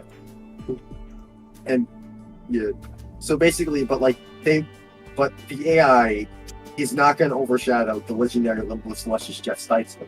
So Jeff Steitzer's still going to have like double kill, triple kill, no skill, bank shot. He's still going to announce that, but your personal AI is going to be more like flag taken. He's going to be more like the flag taken part, or like lost the lead or so. I do hope that there is an ability to make it so all those lines are still Jeff Steitzer, but you know what? As long as it's not Commander Palmer yelling in my ear, or like some annoying Oni guy going like, flags back at base, like Halo 5 did, I'll be fine. Did Halo 5 not have the same guy do that? David Scully, no, not David Scully, fuck, Jeff Steitzer, he still does double kill, triple kill, perfect in Halo 5. But he doesn't have as much VA because they give a lot of it to Commander Palmer, one of the least interesting Halo characters ever, and some random person. Did he record? Did the old guy? Did he were all his lines like pre-recorded, or did he? He records them for every game. So he got some new lines. Yeah. Well, yeah, like the perfect kill medal with. He goes. Perfect. Yeah, he's still there. I think he redoes the lines every Halo game. Hey, these things actually move now. Yeah. And that transitions to what appears to be like a BTB, or like a BTB or 4v4 match, or like something like that, where you see someone. He kills with the commando, grapples this item called the skewer, which is an anti-vehicle weapon, where it literally shoots javelins, like giant skewers, and then shoots a warthog with it and sends it flying. It doesn't insta-kill the warthog, it just sends it flying. And one of the details I like is that the person I'll send you this screen cap, is that the player shoots the hood of the warthog, and the hood goes flying. Oh, I've seen that. Oh yeah. It's not like, oh, the whole warthog got damaged. It's just the hood for the most part that got damaged. So the hood came clean off. Yeah, it's not like, oh, the vehicle's smoking now. Like the top just straight up got torn off. That's interesting. There's something that didn't really exist in Halo games, particularly like 5. I would say.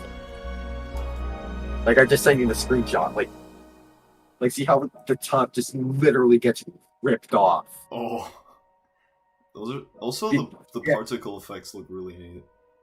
Yeah. And then the person does what we all fantasize: grapples an aerial vehicle and hijacks it. And you get the sick Jeff Steitzer grapple jack. The only concern, I do share this concern with others, is that we're curious about how easy it is to hijack out of grapple, because that could be a huge problem. But for now, it looks fun at the end of the day. So.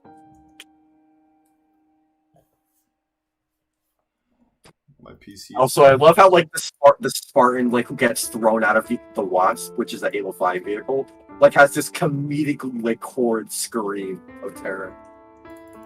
Terror. Yeah. And that transitions to the big team battle match. Now, big team battle matches, they're no longer 8v8, they're 12v12. They're 24 player matches. So that basically also means that custom games can now be 24 players and not 16, like they have always been capped to. So the player cap has been increased by 8 for at least that. And it's nice to see Big Team Battle finally back, because Halo 5 did not launch with Big Team Battle, and when they brought it, there was no officially made maps. It was all fan-made maps that got approved by 343 for Met. Yes. Because they designed Halo 5 around the 4v4 arena, not at all around the 8v8 arena. And they designed Warzone in order to keep that audience happy, but it was Halo 5 Warzone. and people got tired of it because it was cripplingly flawed in a lot of ways. It was overly repetitive. There weren't enough maps. It was tied to the loot box system.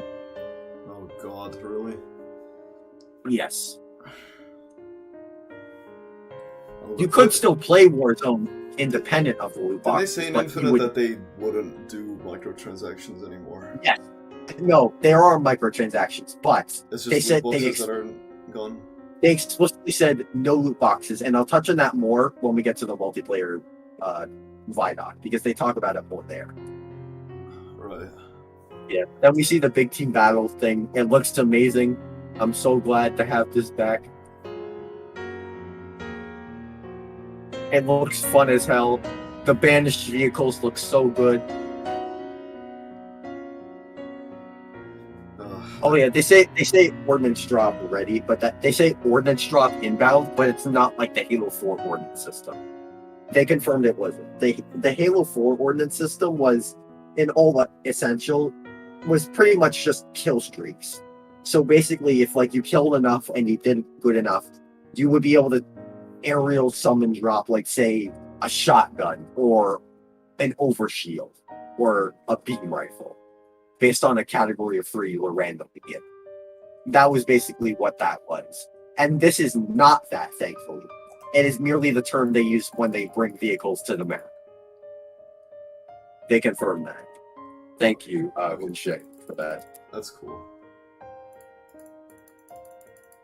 Person, I point this out, this person drops the Banshee in order to grab the flag, which is a bad move. You should never do that.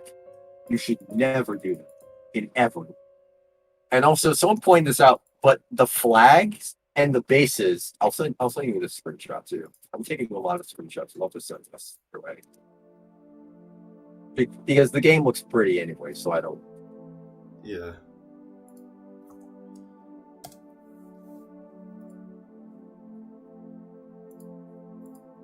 Is that the flags have these. The flag, specifically the red one, has like the snake logo and stuff.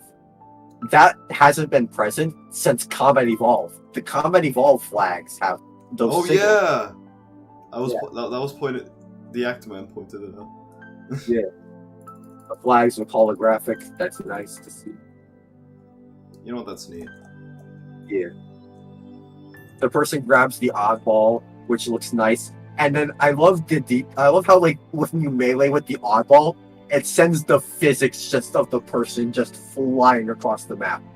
That's Halo 4. If that person flies into a wall, then that person just here's. Then you get the moment that you love where the rocket launcher syncs up, where the teammate.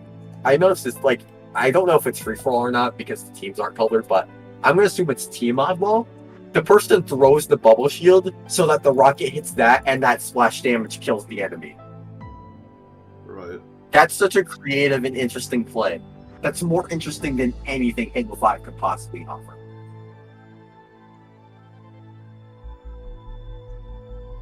And then we get this absolutely incredible looking samurai armor that I have not been stopped gushing over on Twitter. Yes, you've been gushing over that on Twitter a lot. This armor looks incredible, and I will absolutely be rocking the samurai armor. Unless there's like some dope as hell armor. Oh yeah, by the way, the Mark 7 helmet, which is essentially this game's helmet, looks dope, and I'm glad they actually added it to Halo 4 and MCC. Oh neat, really? For free.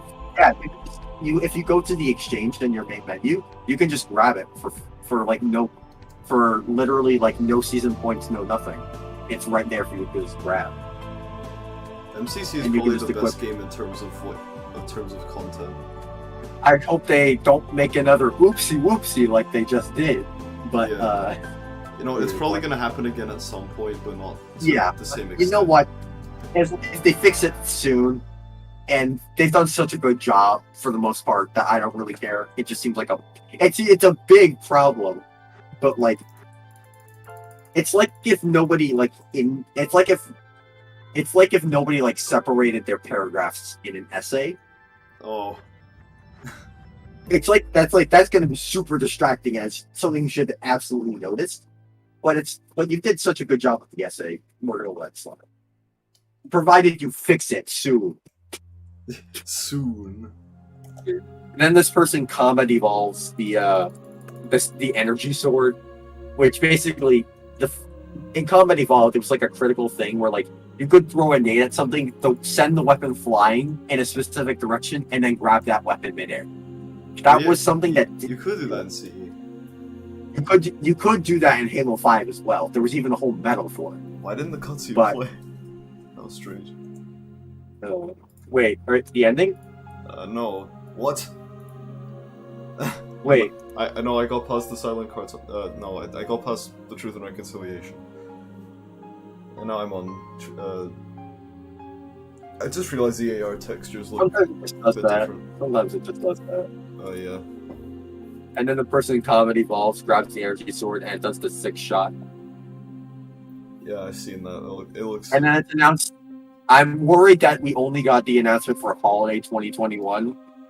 But you know what? They got plenty of time.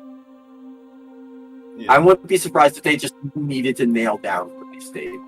Because I wouldn't be surprised if it was supposed to release last year in the summer, like a year ago. No, Holiday last year was going to be Holiday. Yeah, Holiday last year. And we're already nearly a year past that. I do not blame them at all if they just release it now, and then they can... Even if they improve it later, because Halo is just fucking at its highest point right now. And then at the end of... Well, not its highest, but like its highest in years. Oh, yeah. And then at the end of the day, at the end, and then this plays like a bit more better when you consider that this is post Cyberpunk 2077. Yes. Guys, we gotta delay. We gotta delay like 2 more weeks, please. I feel really bad for CD Projekt Red, dude. Yeah, they got screwed by like the higher ups. So bad with Kick. So bad. That was like one because of the you most know that disastrous game developments I've ever seen.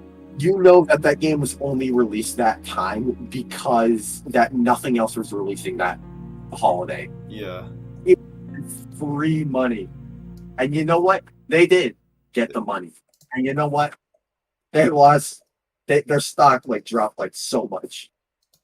Cyberpunk was a disaster. Marketers need to realize that fucking... Just because their game releases early doesn't mean that people are...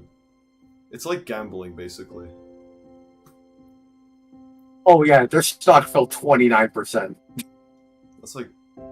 How? That's a lot for economics, if I'm not mistaken. That is a fucking lot. I forgot to retweet the stream. And shame on the people who... What? I forgot to retweet the stream on Twitter. That's fine. Okay. You only just got 100 followers. Okay. You know what? I'm gonna go to the other Halo Infinite multiplayer thing before we continue because I feel like that would flow better than to say it afterwards. Yeah, we've been talking about Halo for a long time. Well, of course we were. Yeah. It's me. It's Halo. We need to talk about Halo. Go to the multiplayer overview. I'll link you this, by the way. Here we get to see a lot more of the actual gameplay rather than like the more trailer scripted style. Right. Oh yeah, you can drive the Warthog in here. Yeah, that's how you do like a speedrun skip. How did I land the Warthog?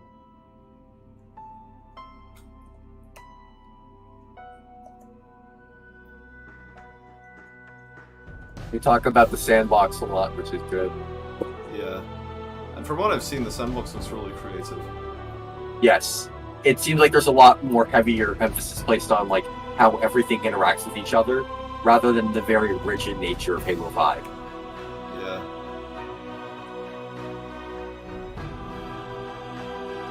Yeah. I'm really excited for this game. I mean, the thing, my PC's not the best, so I don't think it's a big surprise about that, but... Yeah. Is it gonna be like well optimized for? Well, it's gonna have to play on base Xbox One. Oh right. And one of the things they showed was that they are doing like they're giving you a lot of optimization settings. So I mean that goes for a lot of PC ports. yeah, but like Kingdom Hearts 3 especially. I'm gonna ignore that you mentioned that. We're not talking about that kind of works today. Yeah, we're not gonna open it during the E3 discussion. The time for Kingdom Hearts at E3 is gone. Especially since they didn't actually show anything related to Kingdom Hearts this year. Light or darkness? Yeah, I know. I want to know. Just the music playing in the background, and it's such a horrible trailer. Oh my god. It's like just one thing. One of the concerns was that like giving the player a shotgun, like that, like sort of like that'd be a lot more heavy and roll, would be worrisome. But the shot they showed in the trailer were like someone like literally has to go in for the melee because they're too far away for the shotgun. That's nice to see. The hit markers are back from Halo 5, which I know some people really don't like, but personally, I'm fine with that. I don't care. What's the hit I'm fine with hit markers. Hit markers. In Halo 5 introduced it, I think. What does it do? You don't know what hit markers are? Are they about the things that are like there's like Call of Duty memes? Yeah. Well, yeah, it's kind of like that, but it's like not memeable. Are they like they're like customizable and stuff? I don't know if they're customizable in this game, but I mean, kill markers shouldn't be that. Yeah, they're not that bad, and you know what? Maybe they might even add a toggle to disable them if you want. So they could always add that. So they could. People point out that like they're a bit worried that like weapons will only spawn on the walls of maps now. But you know what? If you don't like that, they could always either change that or you could go in the Forge and change it. And I know that doesn't apply to matchmaking, but you know what? 343 could always should change that because none of the issues. Someone points out, but none of the issues appear right now to be issues baked into the core design of the game, like they were with Halo 5. Like they could always change these things in the future, especially since they announced that they're planning on it. Oh yeah, they also announced that vehicles are going to be returning to 4v4 arenas, which hasn't existed since Halo 3, believe it or not. Really? Yeah, there weren't any 4v4 maps with vehicles in Reach. That is very weird. Or 4, or definitely not 5, because they barely designed that game around vehicles. That's a shame. Vehicles are like core Halo. Yeah, that's like such a critical part, and well, they weren't really there as much. They were still, at the end of the day, there in Reach, definitely in Reach BTB. Mostly there in like 4 BTB and like stuff like, yeah. But like now there's finally going to be like, say, Warthogs or like a Ghost or maybe even a Chopper now still. And that means that there's going to be more potential for... Were Choppers in the trailer? Yes, the Chopper is back. Yeah. Yeah. Thank you. See the Jackal Shield. See the Jackal Shield change color. Okay. Yes, that is really cool. Yes. Thank you, fucking 343, for doing that. Yes. You broke multiplayer, but you know what? As long as I get my old Xbox Combat Evolved back that I never played before, you're fine with me. You're able to grapple weapons. Oh yeah, and they talk about now how, whereas in like Halo 3, you would always like gravitate towards like, oh, I'm gonna go on this map, I'm gonna go get this weapon first. Now they're talking about how like now it's either gonna be like, oh, do I go get, say, the gravity hammer first, or do I go get the grappling hook first? Because they're on the map, they're not intrinsic to the player, like Halo Reach 4 or 5.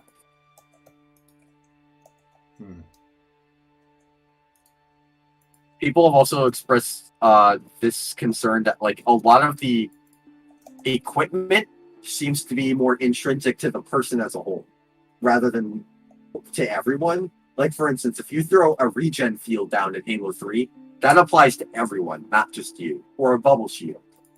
But a lot of these seem to be intrinsic to the actual player, which which could lead to less dynamic plot abilities. But like, you know what? I'm fine with that. And they did say that they were planning on adding more equipment post launch, so they could always add more of that back. Like, they could probably add the regen field back, or who knows, maybe the bubble shield. I don't know about the bubble shield because there's already a drop shield in this that seems to fill the same role. Yeah. But the regen field would definitely make a comeback. Because it was in 4, but it wasn't very good in 4.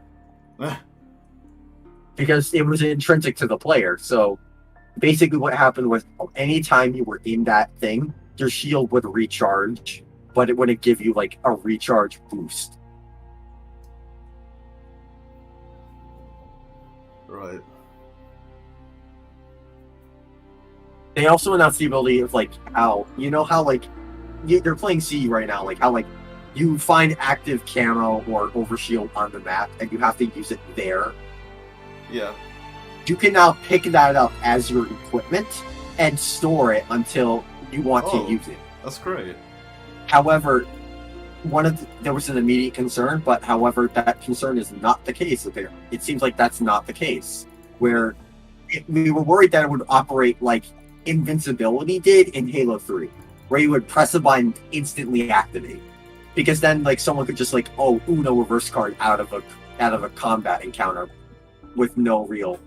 That would just be frustrating. It'd be like armor lock, more so. Armor lock. But, oh God. But it appears that there's like a short window of animation before it activates. For instance, like, and if you kill that person during that animation, you can pick up that overshoot still, or that active cam.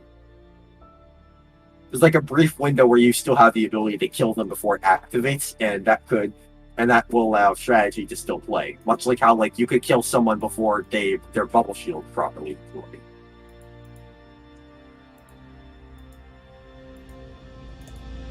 So it'll ultimately be a matter of how it works in gameplay. But you know what? It seems like they balanced it fine, and they could always adjust it later down the line. That's the good thing about Halo. They know how to improve eventually.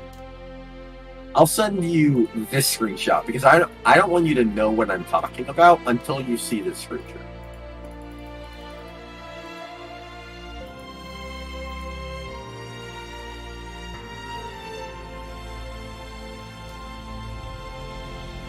I just realized that the Pelican has very different textures. Compared to 2020. Oh, you're talking about ACE. Yeah. What do you know about the screenshot I just sent you?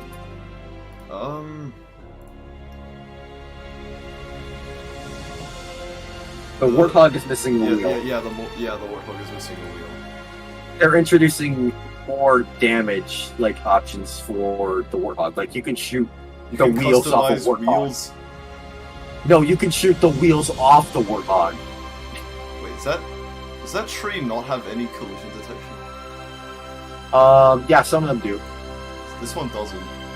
Yeah, like that one does. That's not a Halo. That's not a bug. That's just Halo. That's funny. I never knew that. But you're gonna be able to like, and people have already thought about like if you shoot all of the wheels off a Warthog, will that Warthog just be stuck there?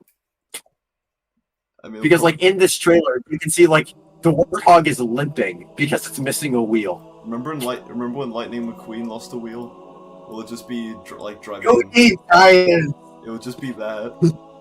Yeah.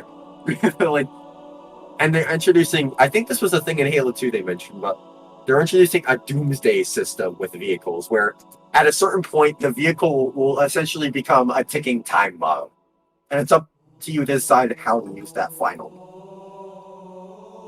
I think I'm playing the wrong track here. Like if the Warthog is just flaming, and you've got like a certain amount of health, you basically have a certain amount of time to choose what you want to do. before your vehicle just straight up explodes. Hmm. Like, do you want to do you want to bring the flag closer? Or do you abandon the warthog in order to go on foot, or do you risk it to take out that brute chopper, or that banshee?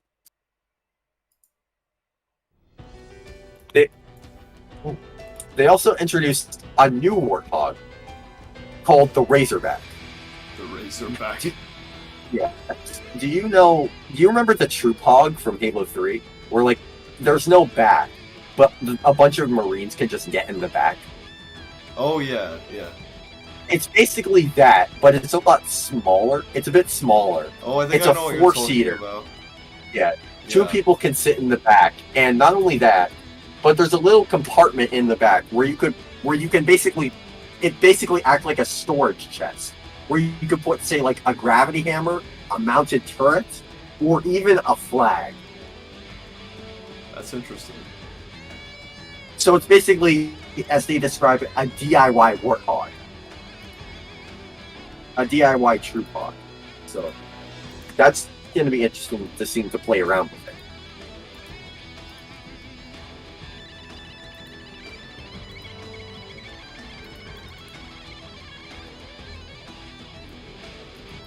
Yeah, this game just looks magnificent. Yeah.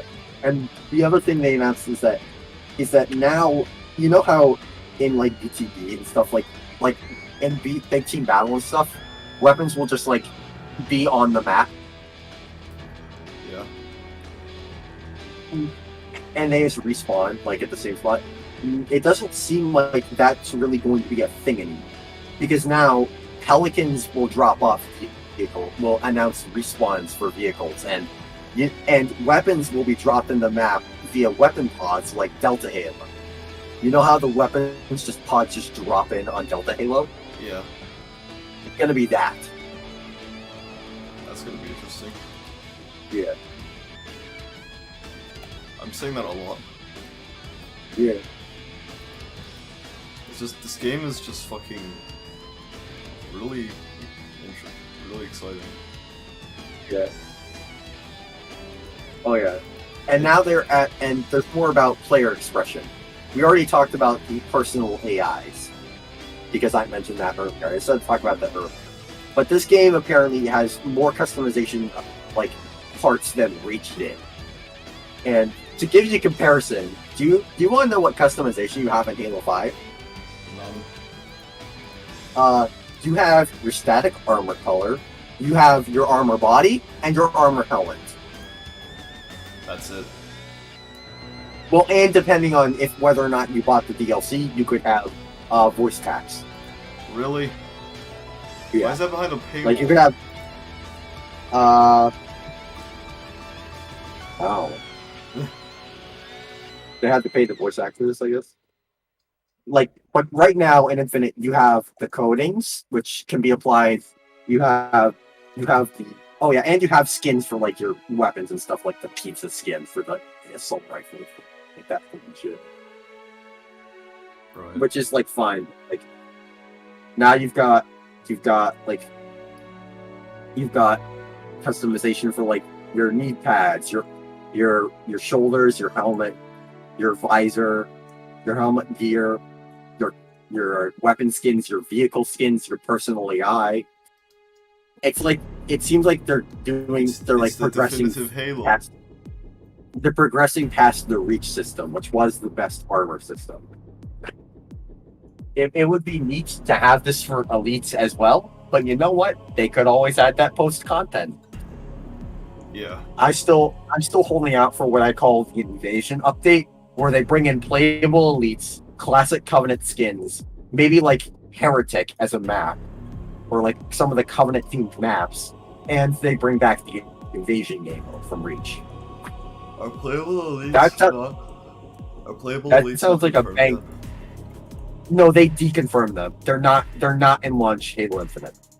Oh. That's a shame. Which I don't miss I want them there, but I'm not gonna cry over their not. Again, they could always add that post content. I guess so, yeah. I mean, did they just say it would be not available in launch Halo Infinite? Yeah. I mean, that implies that they're probably gonna add them in later. Well, and the other thing is that you also now have the ability to like toggle whether or not like your limbs are prosthetic or not. Like if your limb is half prosthetic or full prosthetic. What advantage does that do? It's merely aesthetic. Oh, okay. It's like, you know how Cat has like a robot arm? Yeah. It's like that. Okay, that sounds pretty neat. But yeah, that was the thing in Reach too, but it was only for the full arm. That sounds... The amount of customization you can do is impressive. Yeah. And they announced this one, and this one actually rattled communities beyond Halo.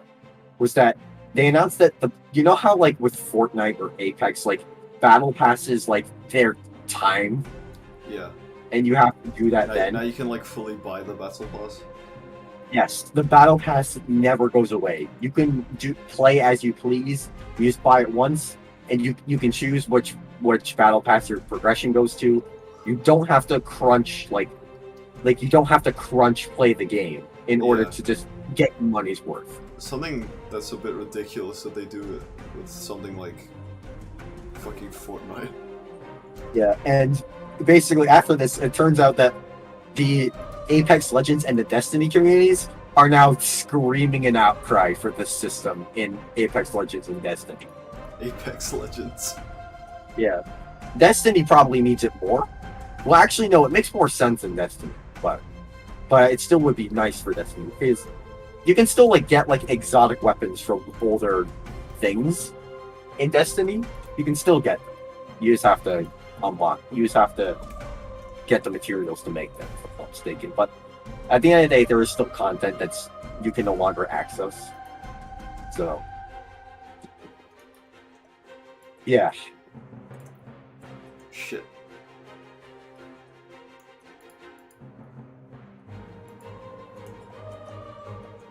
Yeah, and they also announced, and this is something I'm so happy to hear, is that there is going to be a lot of stuff that you straight up that first off you can't buy your way through the battle pass.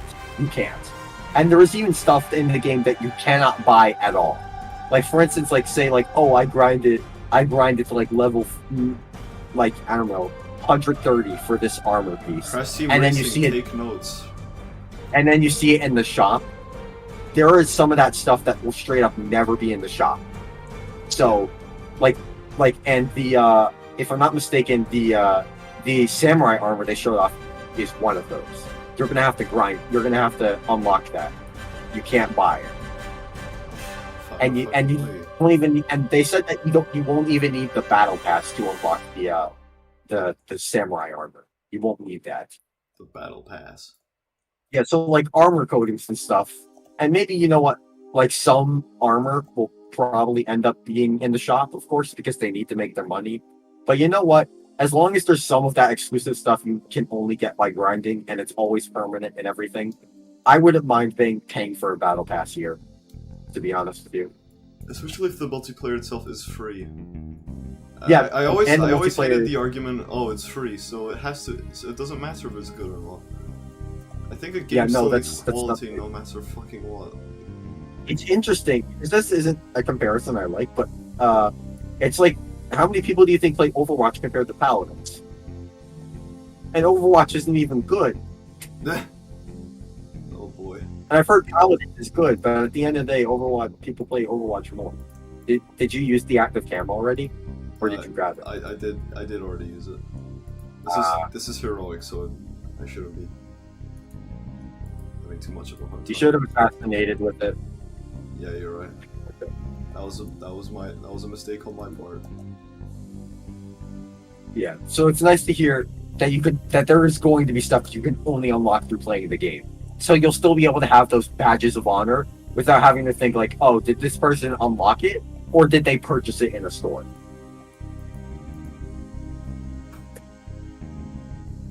And all customization is just cosmetic. That's what I was happy. That's what I'm happy about. Yeah. Of course, there's cross progression, but that was the thing with MCC as well. So I'm not really surprised if that's the thing. Oh, and this one's for you. You're gonna like this one. They're introducing something called the Academy, which is basically where you can warm up for multiplayer or get the ropes of multiplayer and its lingo. Thanks for people who haven't played it. Well, you never even bothered to. You never bothered to join any of the customs lobbies. So yeah, you know what? Yeah, you're right. Fair enough. You really should. You really should. A lot of the time, it's barely Halo. Like, do you think jump rope sounds Halo? No. Yeah. I mean, or Ice Cream Man. Fat Ice Cream. Oh god. Well, Fat Kid is a different one, which is actually based off of Dream. So. That's gonna be interesting. Well, I'm joking. It's not based off Dream. It was made in 2007. I'm just making it Dream. We're making a fat joke about Dream because Dream is the comedy. No, I don't know. It's Dream. It's fun. It's Dream. We can make as many jokes. Yeah. As we like. It's still a place where you can get the ropes. It's still, which No. I'm sure. I know. This isn't really me trying to make fun of you in this case. This is me straight up saying, like, yo, I know you're not really the best, to put it lightly. Yes. So this is at least a spot where you can get the ropes. If campaign doesn't already help you with that. Nice thing. Yeah, that was actually pretty good. And it's not like that. You can also compete against bots. And by the way, this is such a such a nice thing. Is they the bot. actually put fucking bots in the fuck? How did they not fix that from literally any game? That literally fixes. It's not balancing. a fix. Yeah, because I think they said, and I'm pretty sure that they said that like one of the biggest problems with MCC for anyone who's played its multiplayer is the fact that people will join a match and then leave instantly. Yeah. We call them leavers. Why do they do that? They just join the match and leave. And 343 has tried to circumvent this by increasing the ban penalties, but it has ultimately just kind of made it worse for people who just have connection errors. But even I have connection errors sometimes. Splatoon 2 did the same thing, and that failed miserably because their servers were just shit. But they punished the player for having shitty internet. These servers are still better, definitely, but it's still something that's not really working. But I think, and one of the things I like is that I'm pretty sure they announced is that if a match in this game, someone leaves this match, they will be replaced by a bot. Which at the end, it's still a bot, but it's way better than nothing. Well, yeah. I'm glad they did that. Because that's going to do stuff better. And not only that, but you can use bots in custom games. So, like, if you've got, like, 7 people, you can still have you can put, like, the person that's slightly better on the team with the bot.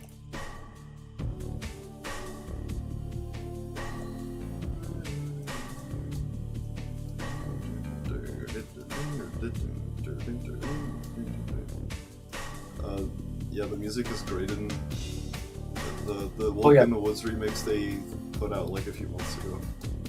You know that map that looks like the CS:GO map, like Rust, I think it's Dust. You know the map that looks like that, by the way, the Halo Infinite one. Yeah. That's in Old Mombasa from Halo 2. It's the lore behind that map is that that's part of a project to restore Old Mombasa following the events of Halo 3. After the Covenant just kind of went in and wiped it. That's sick. Yeah, the maps finally have lore again, rather than just being maps. Like the one they've been showing over time is like an energy plant for outer colony systems. The 2 other ones that they showed are on Halo.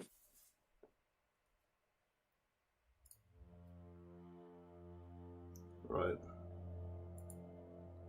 So I don't think I really have anything left to talk about with Halo Infinite. Yeah, I was gonna say, So we've been talking about Halo for a very long time. as I said we would, Yeah. because there was a lot to talk about. Needless to say, all in all, Halo Infinite looks The game looks fucking great. sick. I'm really The excited game for looks it. great. I'm so excited. I'm very happy that I'm actually here for a Halo release. Yeah. And This will be my first too. So yeah. How long have you? And who knows? 2018, you said? 2018, so I didn't really have a Halo release. Yeah, because the last Halo game that came out was like 5. The only one I really had That wasn't experience worse, was too. the Halo. The only one that was really that was the launch of Halo 3 on PC, Right. which was great. But Oh yeah, I had the launch for Halo 3 on PC as well. yeah, but that's not like the same sort of Yeah, brand it new doesn't game. really fucking count. Well, it does because it was huge hype, but It was Halo 3 on PC. I was like, okay, this game looks great. People are telling me this is a great game. I should play it, but I never played the first 2. Now Now I adore Yeah. Halo. yeah, I know you haven't been active in the Nitro server, but we have been slowly corrupting people into loving Halo. No, and it's been I'm amazing. aware. Yeah. I heard of the stories. Yeah, I know. Like, you really should join at some point, like for at least one. I mean, I'll Because join. it's such a riot. I'll join at some point It's an absolute riot. when Alice isn't It's like- boring me with Kingdom Hearts 358 Days Over 2.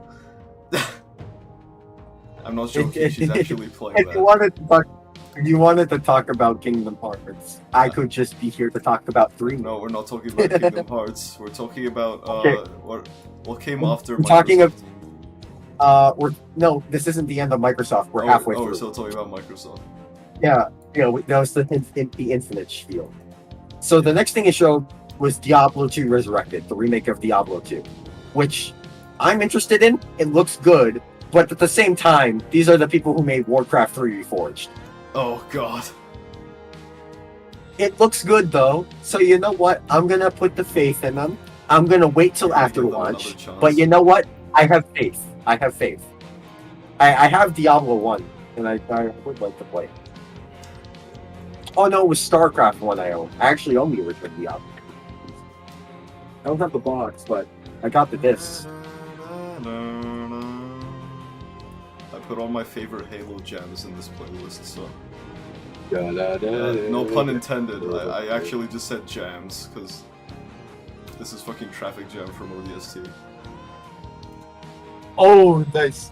Oh, then they showed the game, the Rats. We Oh, are the rats. We are Rats. That's my Which favorite. is a Black Plague, a game based on the Black Plague in Europe. I don't know who made it. The rats move like a wave. It looks like a game. A Plague Tale Requiem. Requiem for a Plague. Requiem. And it's Far Cry 6. Is that it? It was like Forza. Oh, then there's- gives a shit. No, I'm still going. I'll tell you when we're done. Then there's Slime Rancher 2, which I know what that is. So I'm like, oh, this game's got a sequel? Okay. I wouldn't expect that, but you know what? I know Slime Rancher has an audience somewhere. What? I'm happy for that. Somewhere out there in the That- world. And we got the new 1080 snowboarding. Oh yeah. That's actually an indie game apparently. Really? They probably gave them the rights. No, it's not a 1080 snowboarding game. I'm just making a joke. Oh. Yeah. I would have thought. I said jokingly that it was Cool Borders. And it was a long That's a better joke than the one I came up with. It was Jeez. the That's a long better. it was the long-awaited sequel to Cool Borders 3. That's a better joke than mine. Damn. I mean, I came up with it when I was watching the show. Yeah, I did too. Oh, it's called Shredders. Shredders. Oh, and then there's this one game. I think it's called Atomic Heart. I could not understand a thing happening in this trailer, and that is why I am interested. Like, I'm looking at it now. I don't know what this game is. And I want to play it. because I don't know what it is. Because you're completely It fucking looks like an lost. FPS. It looks like an FPS, but jeez, this game looks like I don't know what this game is, and that's why I want to play it. It's whack as shit. Like it looks like if it was a game made by people like high, like taking like LSD or something. Okay, Like people okay. just taking They, LSD. they didn't fix the fog, unfortunately. That's Oh, they did. They did. Oh, No, they did. no, you have to be. It doesn't look like it looks like that when you're that close. Oh, never Yeah, mind. you go out further and look. Yeah, Yeah. that worked. Yeah, they fixed it. Never mind. Yeah, there's this one mannequin that has the Freddie Mercury mustache. That's really funny. I'll post what I mean. I'll send you what I mean.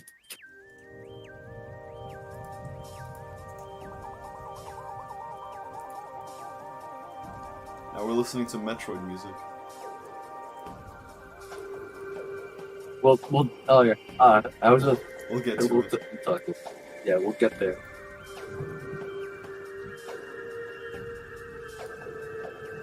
See what I mean when I say he's got the Freddie Mercury stash? The Freddie Mercury stash. I remember. Yeah. Phil Swift actually has a Freddie Mercury stash now. Oh my god. Which I think is really funny. Yeah. Well, look at what I sent you.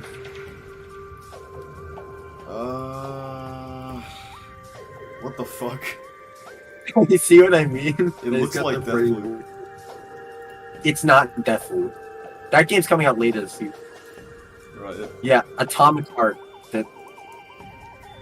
It's a Game Pass game, so I'll definitely play it because I'm so confused. Wasn't literally every game in that presentation gonna be on Game Pass? Pretty much most of them. Oh. There you go.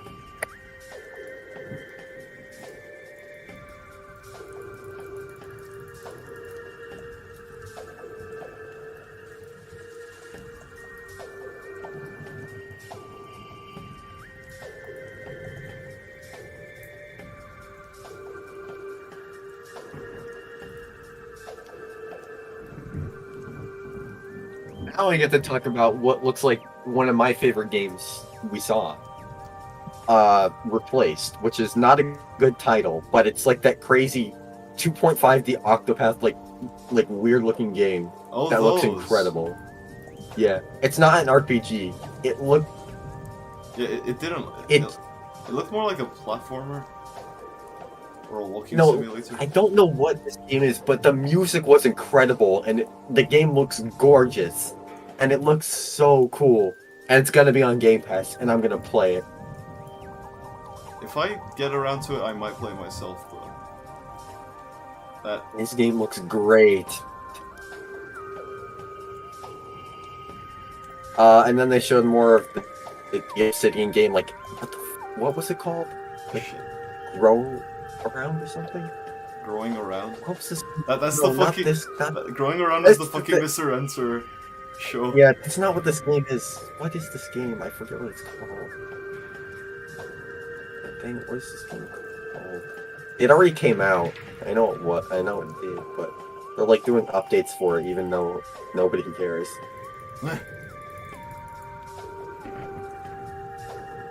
Grounded, that was what it was called. Grounded? Yeah, nobody cared. They had to advertise the fact they added achievements. Really? Hey, and then there's something that already came out. They did like an update that actually already came out for this one game. You might have heard of it. It's called Among Us. Oh god.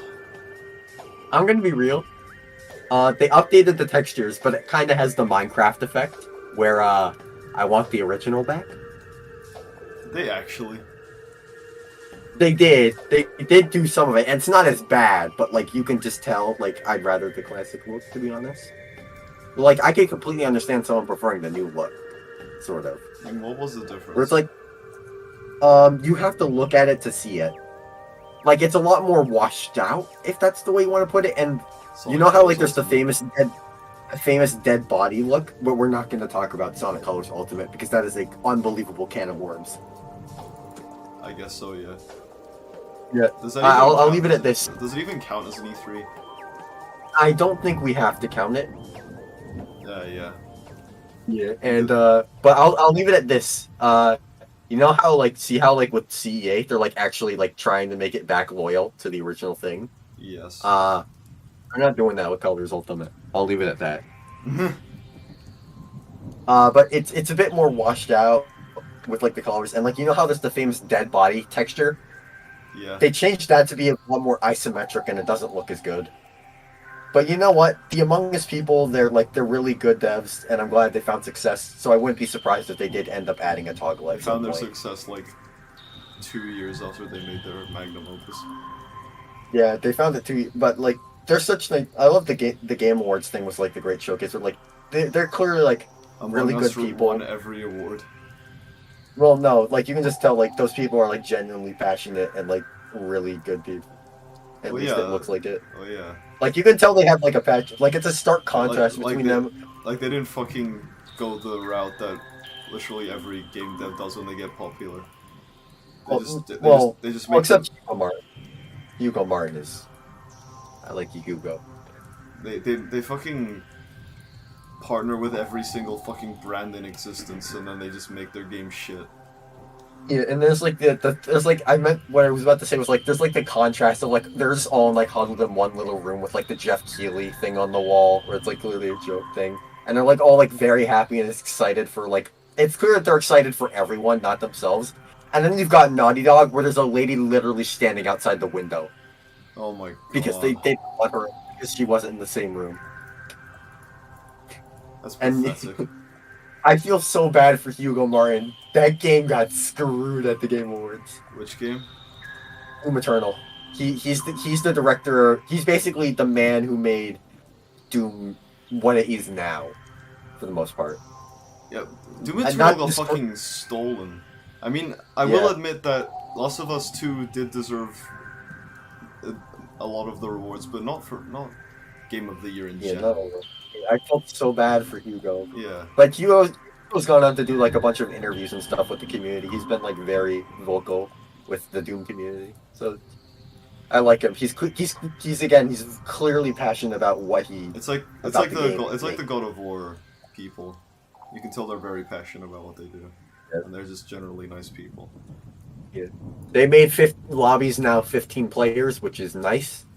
Because I know there have been times where people had to get left out because of the player cap, and they announced that Among Us is coming to the Series X. But not the PS5. No, I think it is on the PS5 already. Well, of course they port. Yeah, because PS4. Yeah, you're right. Well, of course they would port it to that. It's just an Xbox conference. There's no way they wouldn't. Yeah. Oh no, they did. They announced that. They announced that at the PlayStation thing because there's the Ratchet and Clank skin. Oh yeah, you're right. And then there's this thing. What's it called? Eiyuden Chronicle 100 Heroes, which is the kind of game Microsoft shows off just to say, hey, we've got these games on our platform. It's not just on Nintendo. Check them out or something. Yeah. It's the kind of games they put on so that that audience can be somewhat satisfied. I guess so. And like Scott the Wise pointed out, this is a game where they announced the sequel before this one released. They announced the next game before this one even released because because there's one coming 2022 and the one they just announced is coming 2023. In the same image. And then there's this the Ascent, which is like an isometric co-op game. But I'm not gonna lie to you, these all remind me of Contra Rogue Core, and I can't unsee that. So I'm sorry. Very sad. It is very sad, but fuck you. Then they announced the Age of Empires 4, which I know that game is a good series from what I understand. And if I'm not mistaken, it was those original devs. It was the original Age of Empires people were the people who made Halo Wars 1. If I'm not mistaken? Ensemble Studios? That studio got shut down, but it's a shame.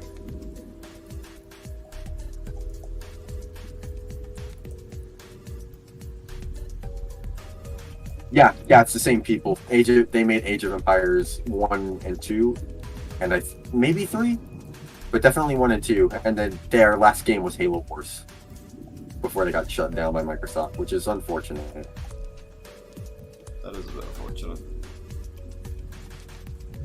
But you know what? It's good. There's a new Age of Empires game for the people who like it. And then we saw a tongue-in-cheek teaser for the Outer Worlds 2. Oh, I have been meaning to play Outer Worlds 1 since the game launched, and I never got to it. It has been sitting on my computer since 2019. I know that Haydox really likes it. Yeah. So it's nice to see a sequel for that game is in development. Yeah. And Microsoft Flight Simulator is coming to console. Good to know that there's still a void in Brazil, probably. Oh god. Well, they probably patched that, but that's still funny that existed. Because that's like a really funny bug.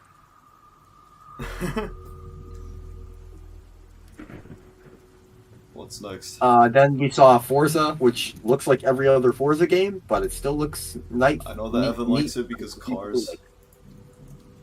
Yeah, well, Evan is that kind of person, but you know what? At least he's got a game to look forward to if he wants to. Well, it's on Game Pass anyway, so it wouldn't even have to buy it. And he actually has an Xbox. Yeah, and if he wants to play it, he wouldn't even need to spend $60 because it'd be on Game Pass. Yeah. So you know what? That's a nice little thing. And then we ended on a new game from who? I forget. Arcane. The people behind Prey. Oh yeah. Which is like a co-op vampire game. Where we saw no gameplay. So I am not interested. Nice. It's the same people behind Deathloop, Dishonored, and Prey, if I'm not mistaken. So they have stuff under their belt. They have a pretty good track record. They have a good track record, but God, I'd need to see this game or at least play a beta. Like a public beta. Not one you get for pre-ordering the game. But that ended Xbox's show. It took us fucking 2 hours, but here we are. Well, an hour was Halo Infinite. Yeah. Well, now we can get into some... Well, now we're speedrunning until Nintendo. Okay. Yeah. So. Marine, get in the car. But I am of the opinion that Microsoft had the best because they had Halo Infinite, but you know what? I know that's not true at the end of the day for them. For a lot But of people. that is my opinion. I am that kind of person. I get you though. Fair enough. Because Halo Infinite was fucking amazing. It's my most typed game, and it's the game that looks the most. I like how we interesting. stretched out 12 minutes into an hour. Well, that's just because there's a lot to talk about Oh yeah. when it comes to that. Oh, so we're going from the top to the bottom here, because now we got to talk about Square Enix. Oh no. I watched this one. I did too. I wasn't even expecting much, and I was still fucking in disbelief by how little Yes. they showed. I have a clip of like someone like who's like, you know what, I've been talking about the Xbox conference and the Square Enix conference is about to start. Let's just stream that as well. And then he literally was like, it was Chris Dragon. When it ended, he was literally like he was like jawed in like shock. And he went out, he was like, yo, that wasn't even me like doing stuff for like content. I literally didn't control my face there. That was my raw reaction. Let's see, what was there? Guardians of the Galaxy and Final Fantasy spin-off? Chaos. Okay, so those are the only things. Guardians of the Galaxy. Those are the only things I was interested in. Guardians of the Galaxy. I guess the one thing of note is that it's going to be a Switch game as well. It's a cloud Switch game. Oh, never mind then. Yeah, yeah. So, this game doesn't look good. It looks like another Avengers scenario. I mean, yes, this plays triply worse after Avengers. Basically, it's not, I would say, got your bait. It's more of like walking. It's more like walking with some button presses in it. The combat doesn't look fun. And the game looks really rough visually. And the story is going to be the focus. Yeah, the dialogue choice thing. You know, it could be good. It could. I'm not dismissing from that. what I heard, the dialogue is pretty okay. I thought it was. But I'm not touching this with a 10-meter pole. Well, yeah. No way in hell. Especially with the people in the Marvel fandom.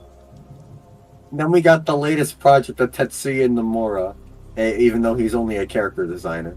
Oh, yeah. Or story person, I think, as well, which is like the worst combination. It's a bad except for sign. the character designer. The second you know he has his hands on the story, you're like, If Nomura doesn't have any hand in the gameplay, then I'm gonna panic. I don't think he did. I don't think they announced he did. Because his role was shown in the trailer. I'll pull it up. Oh, Hang on. that sucks. Chaos. Let me pull up the thing. Chaos. I gotta pull up this trailer, jeez. I mean, it looked somewhat interesting, but The dialogue, oh my god. it's just basically Final Fantasy VII Remake, but worse. It reads Kingdom Hearts 3 to me. It reads Kingdom Hearts. Well, Kingdom 3 Hearts to me. 3 was at least charming in some way. Dialogue. Okay. With none of the charming characters or moments. I think 3 had plenty. Did you just fall off the cliff in the war? Oh my god. I did, yeah. But this game... Okay, so he's a concept and creative producer and character designer. So he's a producer. Tetsuya Nomura's mostly a producer in these sorts of games. I'm gonna look up the director. Tetsuya Nomura... It's probably some dude who... Yeah, they listed his name. I'm gonna look it up.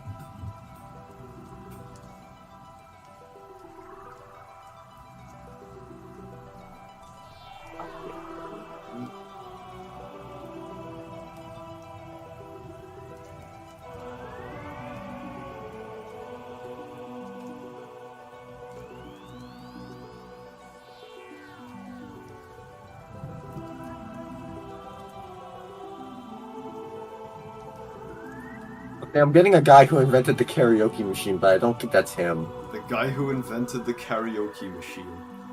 Well, I don't think that's him. I just think that there's not enough, like, information on the game yet.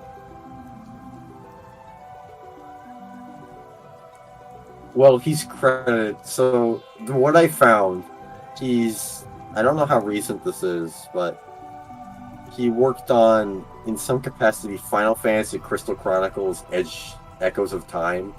So, like, some of the Final Fantasy Crystal Chronicles So I'm stuff. guessing he's a spin-off worker. It's hard to find info. Hang on, let me Google this because this came after it. It's made by Team Ninja. I think. That's What interesting. did Team Ninja do? What did they do? They do a lot of games. Oh, didn't they do Metro Other M? They did. Yeah, they did. Yeah, they did. That's one of their not good games. They did the Dead or Alive. Ooh, they did the Ninja Gaiden reboot. Yeah. I was gonna point They did out... Hyrule Warriors, I was gonna point out... Neo. Did they do Dynasty Warriors? Yeah, they did Dynasty. Wait. No, they didn't. They didn't do really? Dynasty Warriors. It's not listed on Wikipedia. Never mind then. They did Neo.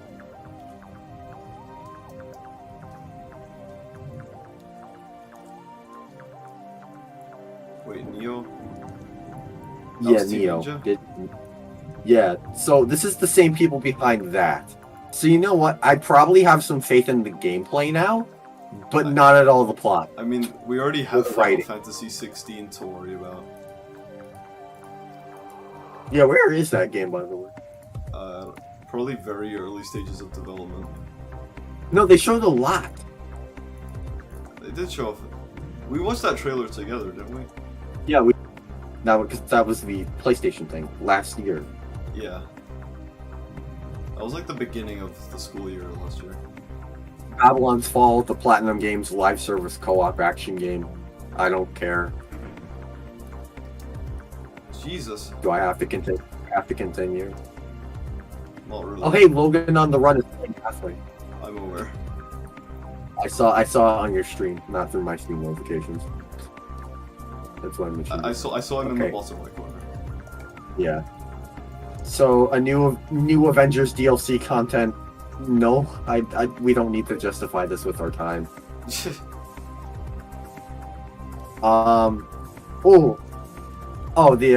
Before I talk about that, there's the Legend of Mana HD version, which looks neat. That looks like exactly what they should have done for that game, which is just make it 16:9 and update frame rate and make the cutscenes not compressed, or the FMVs, if I'm not mistaken. That seems like exactly what they should have done with that kind of port for a PS1 game. So that's neat to see. Hey Alex, we got more gameplay of the Final Fantasy VII Battle Royale game. Aren't you excited? Yeah, I'm very excited. Yeah. There's the Final Fantasy 1 through 6 16:9 by 9 remasters, pixel remasters that are coming to Steam that they show nothing of. It's like the Sonic Origins collection.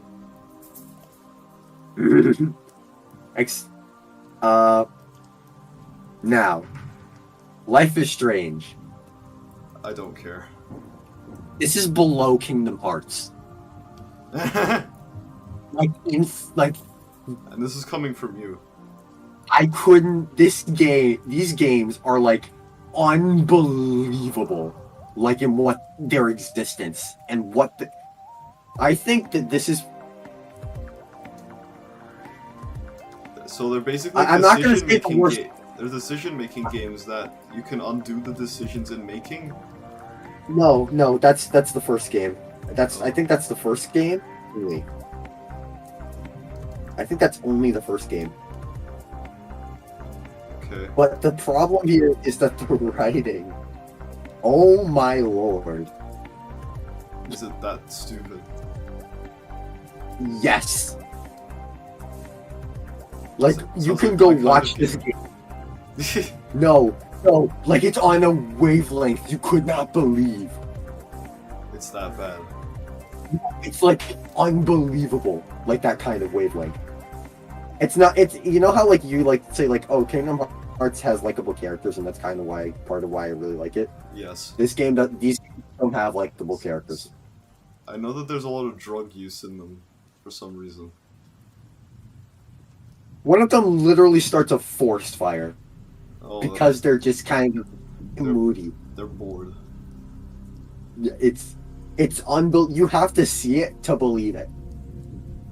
Same thing with Kingdom Hearts.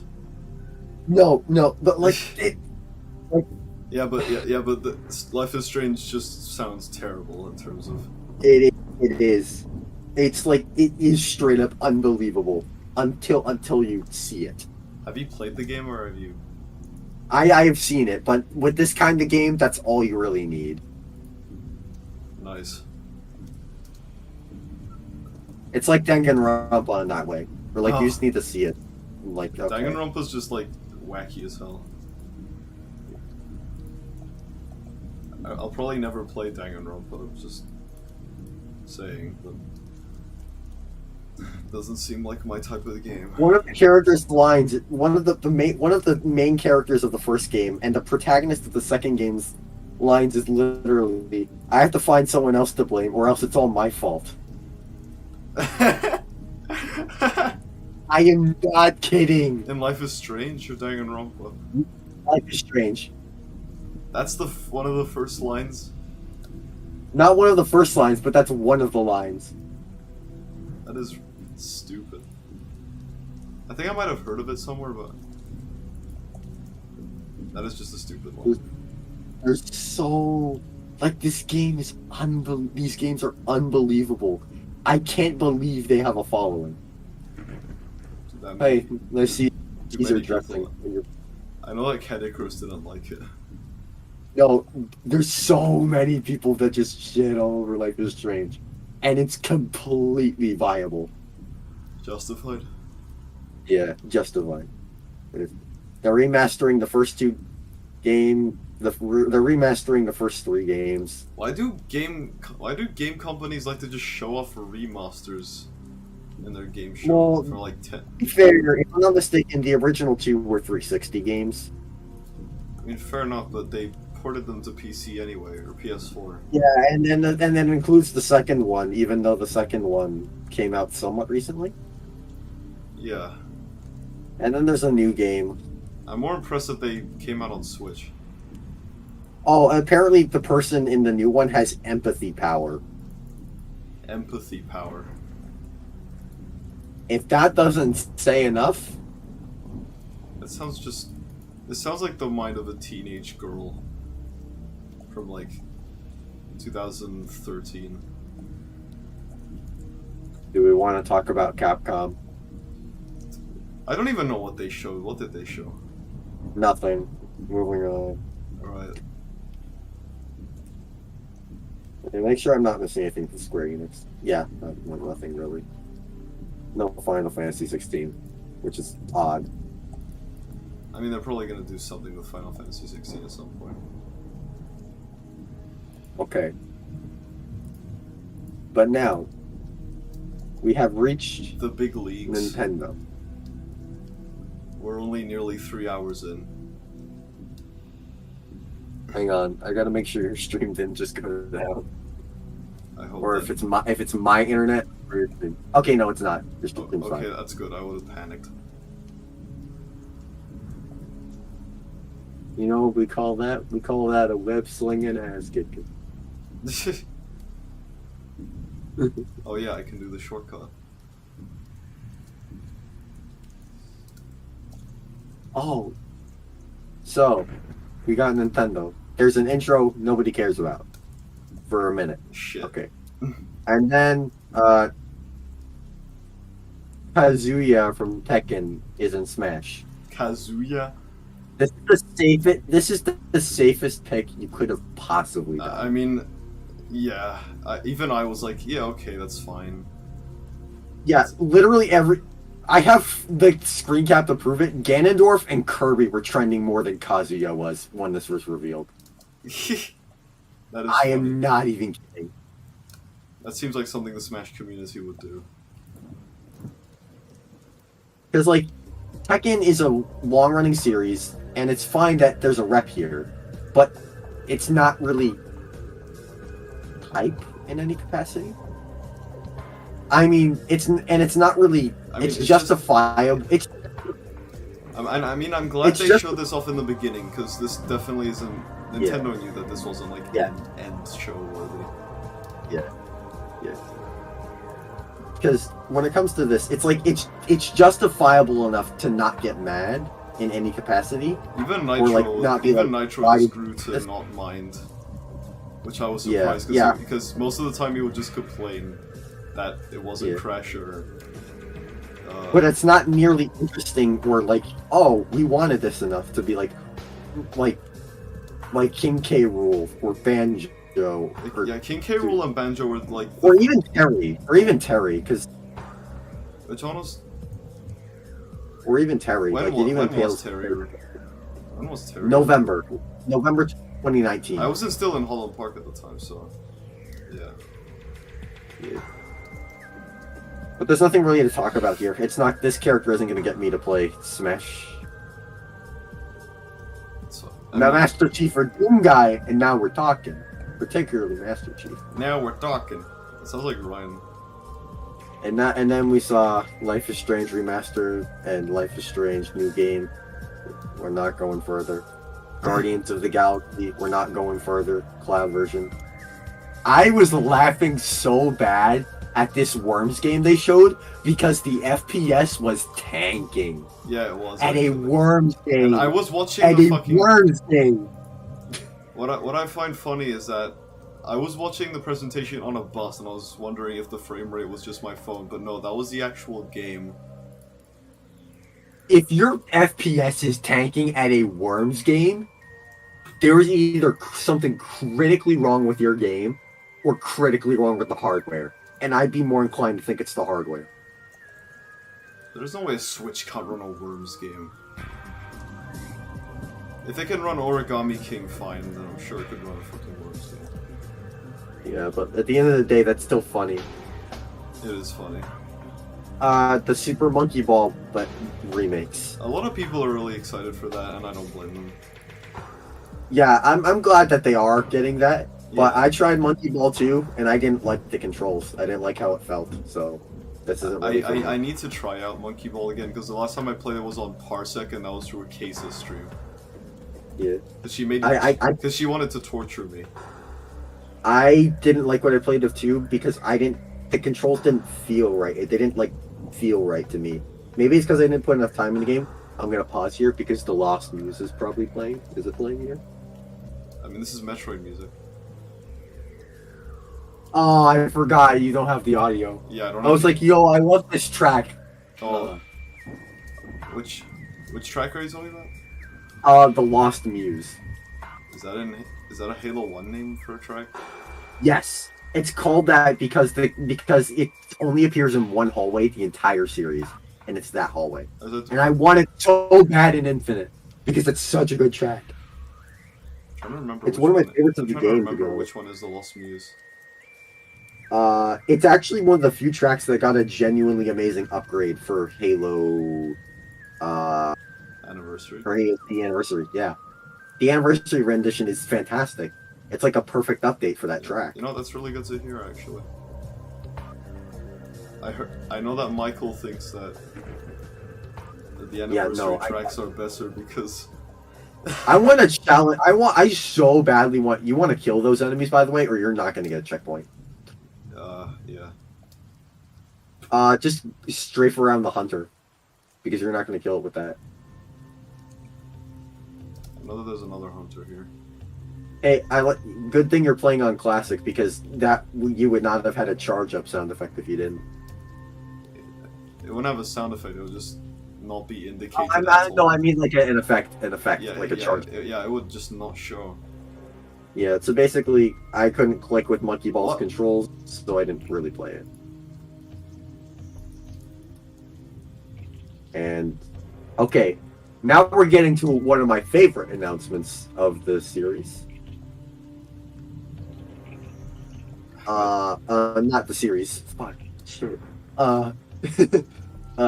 Was Mario Party Superstars. Oh, right. Yeah, I am really looking forward to this. Me too.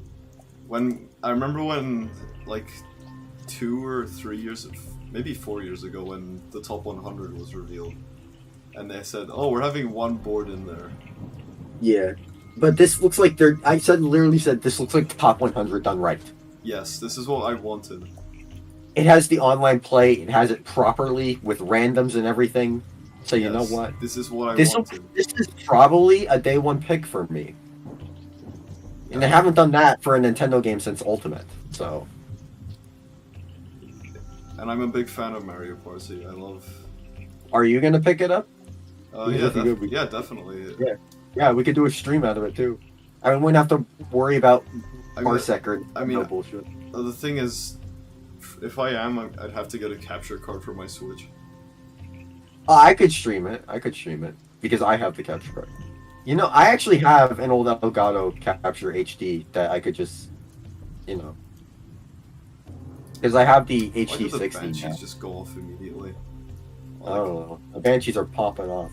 But either way, this game looks great. I'm really happy to see it. I will probably sell my copy of Super Mario Party.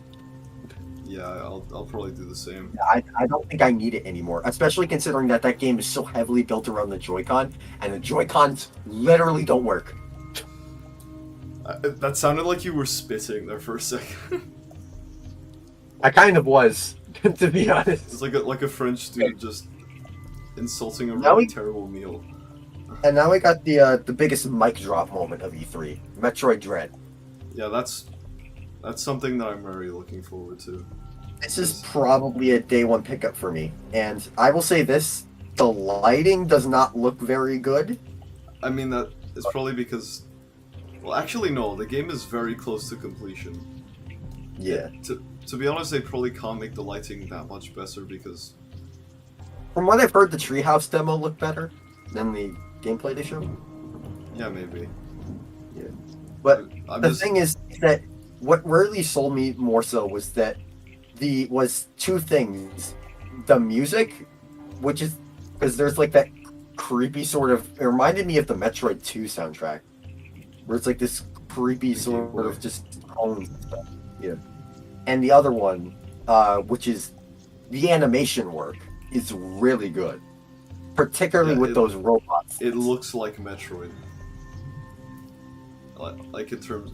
Also, the robots look very Portal-ish. People say that, I don't see it. I was reminded more of a Promethean. You know, that's fair too. Banshees, stop shooting me! The game looks fun. I'll probably pick it up, to be honest with you. I'll do it too.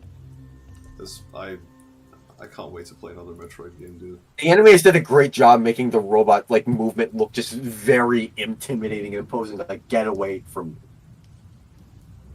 me. Particularly animation when it grabs Samus. Yeah. And has this loud beeping noise. And I like the idea that like it's hunting Samus because she has Metroid and X Parasite in her. I like that idea. I don't know if that's the idea that they said that is, but that's an idea I really like if that's the case. Because she has both in her, you know. Yeah. I didn't play not AM2R. I didn't play fuck. Samus Returns. That's it. I mean, that's Is just this developed by Mercury Steam, by the way? Huh? Is this Mercury Steam? What do you mean Mercury Steam? Yeah, are they developing the game? I'm not sure. It looks like it, but I don't think they confirmed. Let me see. It'll probably be in the comments of the, or not the comments, the description of the the Banshees, just leave me alone.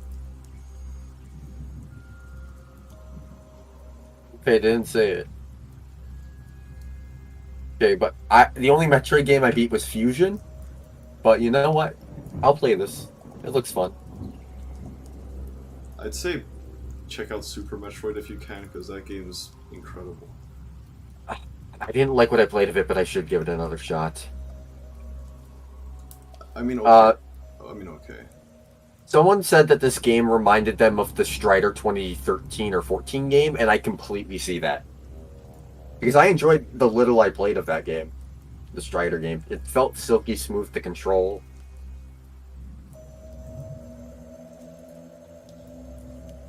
There's the amiibo, which I hope are only cosmetic stuff this time, and not like Samus Returns. Oh god. I never played Samus Returns. We got Just Dance 2022, baby! So hype. Well, let me ask this: do you have anything more to say on Metroid Dread? Well, I'm trying to think of something. You don't have to add anything. The thing is, like, Metroid is something that I really want to get back into again, because the last time I really got into it was like the Prime games. Well, I only played Metroid Prime 1. And I really liked it. You know what? I'll probably just play Metroid Prime Come through on. fucking Dolphin at this point, considering I don't want to drug up my save file on the GameCube anymore. I probably just restart for the third time. Oh my god, that view rod. That was a nice shot by that grunt. Holy shit. That was a nice But shot. look on the bright side. You'll be able to hear a walk in the woods, even though no one on stream will be able to hear it. True. And then there was a new cruising game announced. Like Cruisin' USA thing. Dragon Ball Z Kakarot comes to Switch, okay? You know, that's... They didn't, Okay. they didn't really show anything new off from Mario Golf. That's because the game is coming out in like a few days. Didn't it come out? Oh yeah, it should be out. That's because reviewers already... Oh, yeah. Oh, I think it's coming out Friday then. Monster Hunter Stories 2. I'm not a Monster Hunter person. Me neither. It was neat as hell to see a new WarioWare. Yeah, I love WarioWare. I don't think this is. This is probably $60, and I don't think it would probably be worth $60. But you know what? It's nice to see a new WarioWare. This part of the level sucks. I hate this part. Just pistol snipe the banshees. You have a sniper on you, so you can still take care of the other enemies.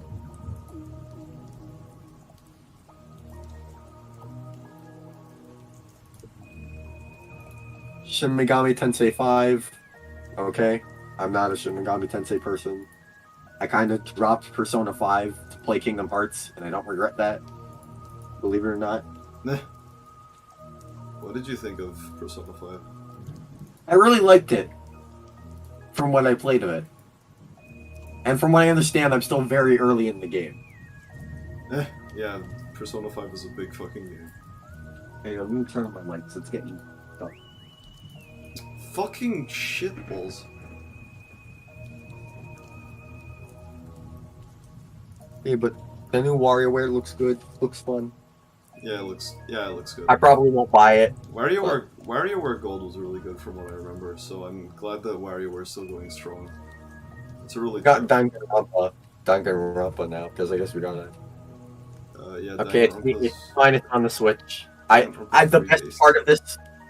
part of this was the memes of like does not run Danganronpa, it wins. I love those memes. Those memes are so good. The one where it's like the Nokia doesn't run Danganronpa, The Nokia. Switch runs Danganronpa, Nokia wins. That is funny. The other thing, I was actually like a full trailer ahead of like people were like a whole trailer delay behind me. So when I saw Danganronpa, I pulled up Warner's stream and I just heard screaming. So that was fun. Warner was streaming the direct, wasn't she? Yeah, she was. She posted that clip to Twitter. I heard scream. I'm like, I'm happy for you. I'm still gonna shit talk your games. It's fucking But I'm happy for- Danganronpa. Listen, if people, I can sit back and take people shit talking Halo 4. So you know what?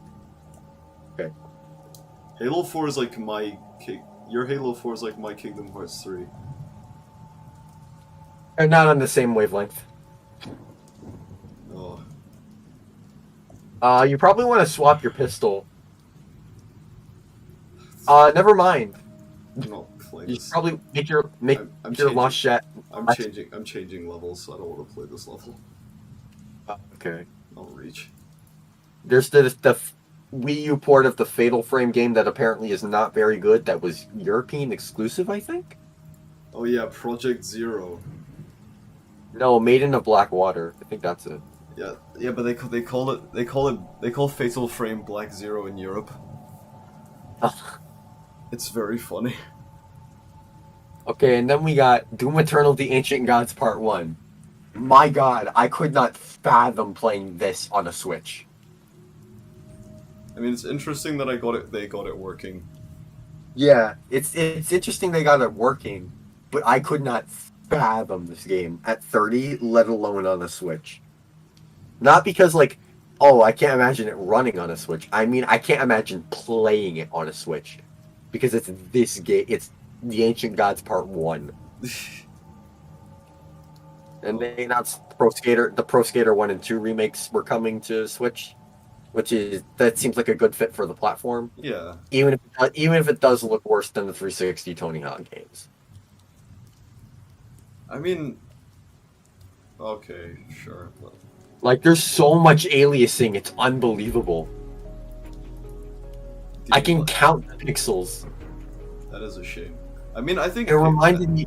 I think if it looks a bit pixelated, it can look a bit charming because I turned off a bit of aliasing in my PC Kingdom Hearts 3. It looks like if you went into your settings and set the textures in literally every setting to low. So So basically, it does it just not look good? Yeah, no, it doesn't. It doesn't look good. The game is a good fit for the platform, and it probably looks fine enough on a handheld screen, but in any other capacity, this is not good. If you're looking to like do the sickest stuff imaginable, you're probably better off going literally anywhere else. Yeah. I mean, it's on PC. Just play it there. Okay, so there's a game here that I literally forgot existed.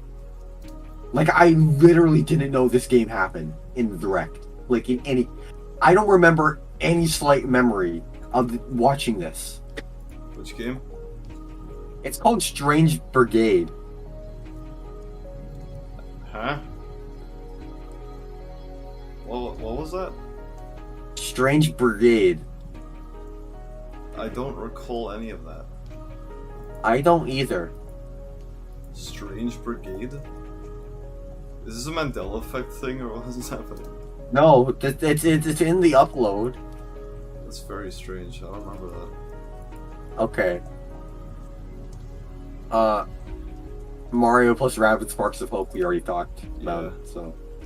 I mean, I might check it out if because I do think that how it looks, I love the art style. It reminds me a lot of Origami King in terms of lighting. Just don't stream it this time. Just don't stream it this time. Yeah, I won't do that. That would be a very bad idea. Yeah. I'm not streaming. Okay, so I'm not streaming Nintendo games for a long time. I'm not gonna lie, I popped off a bit at this announcement. Was Advance Wars 1 and 2 Reboot Camp. Or the remakes of Advance Wars 1. I'm glad that Advance Wars is coming back. It made me happy because it made me realize, yo, Golden Sun could happen. I just want Golden Sun for other people. It's not even at all for me. It's because of Ryan. I care less about Golden Sun. It's just Ryan alone that I want him to get. I just Well, want that him to get and, his Golden like, Sun and and Golden be Sun happy. fan. I want to see them succeed. As Titanfall fans, we are naturally empathetic to other fan bases that literally get ignored by everyone in existence, who could do anything. Gee, I wonder who you could be alluding to. I said as Titanfall fans. What do you think I meant? I mean, I meant the joke was I was ignoring you for... No, I was referring more to EA and Respawn. Oh. I was like, yo, this is neat. And then I found out it was $60. I've just come to expect that every Nintendo game is like £50, so... No, I'm still not gonna tolerate this. Yeah, I'm not tolerating it either. That's straight up unbelievable. It's still horrible. I don't know why they're still doing it. This is max $30. I don't know. Halo the Master Chief Collection, 1/3 of the Master Chief. Well, Master Chief Collection right now is 1/3 the cost of this game. And that's including literally everything. Full price is only 2/3 the cost of this game. 66%. Yeah, it's ridiculous. It's unbelievable. I don't know why Nintendo likes $60 so much. There's the Hyrule Warriors Age of Calamity DLC where you can play as a Guardian. That's neat. I'm not playing it. I just haven't been able to play Hyrule Warriors since it's just not my kind of game. Also, I've heard the frame rate isn't very good. I mean, that's always been the case, even with the Wii U versions. Oh, I remember you tried to play that and it literally crashed. I remember because I was playing Halo 4 Spartan Ops at the time and having a miserable time. Yeah, you were playing it on Legendary? Yeah, for the achievements. Don't do that. Never do that. It was so mind-numbing and frustrating at the same time. It's like getting the S ranks in Sonic Unleashed. Well, I know people who would disagree with that. I remember I made the April Fool's tweet where I changed the account to EXO. I said, actually, Sonic Unleashed has the best ranking system of the 3 games. And EXO's just one, he's like, I admit, you got me to wonder, when did I tweet this? That was genius. Yeah, I did it at like 8 o'clock as I remembered, oh wait, I could do something. When will Logan on the Run stop playing Half-Life? It's like he keeps closing it and reopening it again. I don't know why. The only thing I can think of is if he's trying to get like a co-op mod working. Maybe. So what's next on our list? We got the Zelda Game & Watch. Okay. Those look. I mean, the Mario ones. According to Evan, they were pretty good. So I'm glad to hear that. But, like, That's still like a collectible thing. they're at the end of the day. yeah. But boy, I can't wait to see all the shimmering on that. Because from what I've seen, the Mario one shimmered like crazy. Shimmered.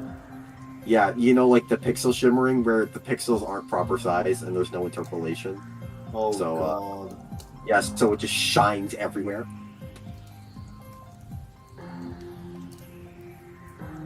Then there's Skyward Sword HD.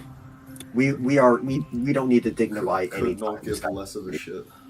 We don't need to dignify any time Skyward Sword HD. And then there's Breath of the Wild 2. I know nothing about Breath of the Wild 2. Judging from the looks of it, it's near identical to the first game in terms of art direction, but that's probably another Galaxy 2 scenario. But the problem is that we don't really know anything about the story. All we've seen was like snippets of gameplay, and that's it. One of the things I realized specifically about Botwa is that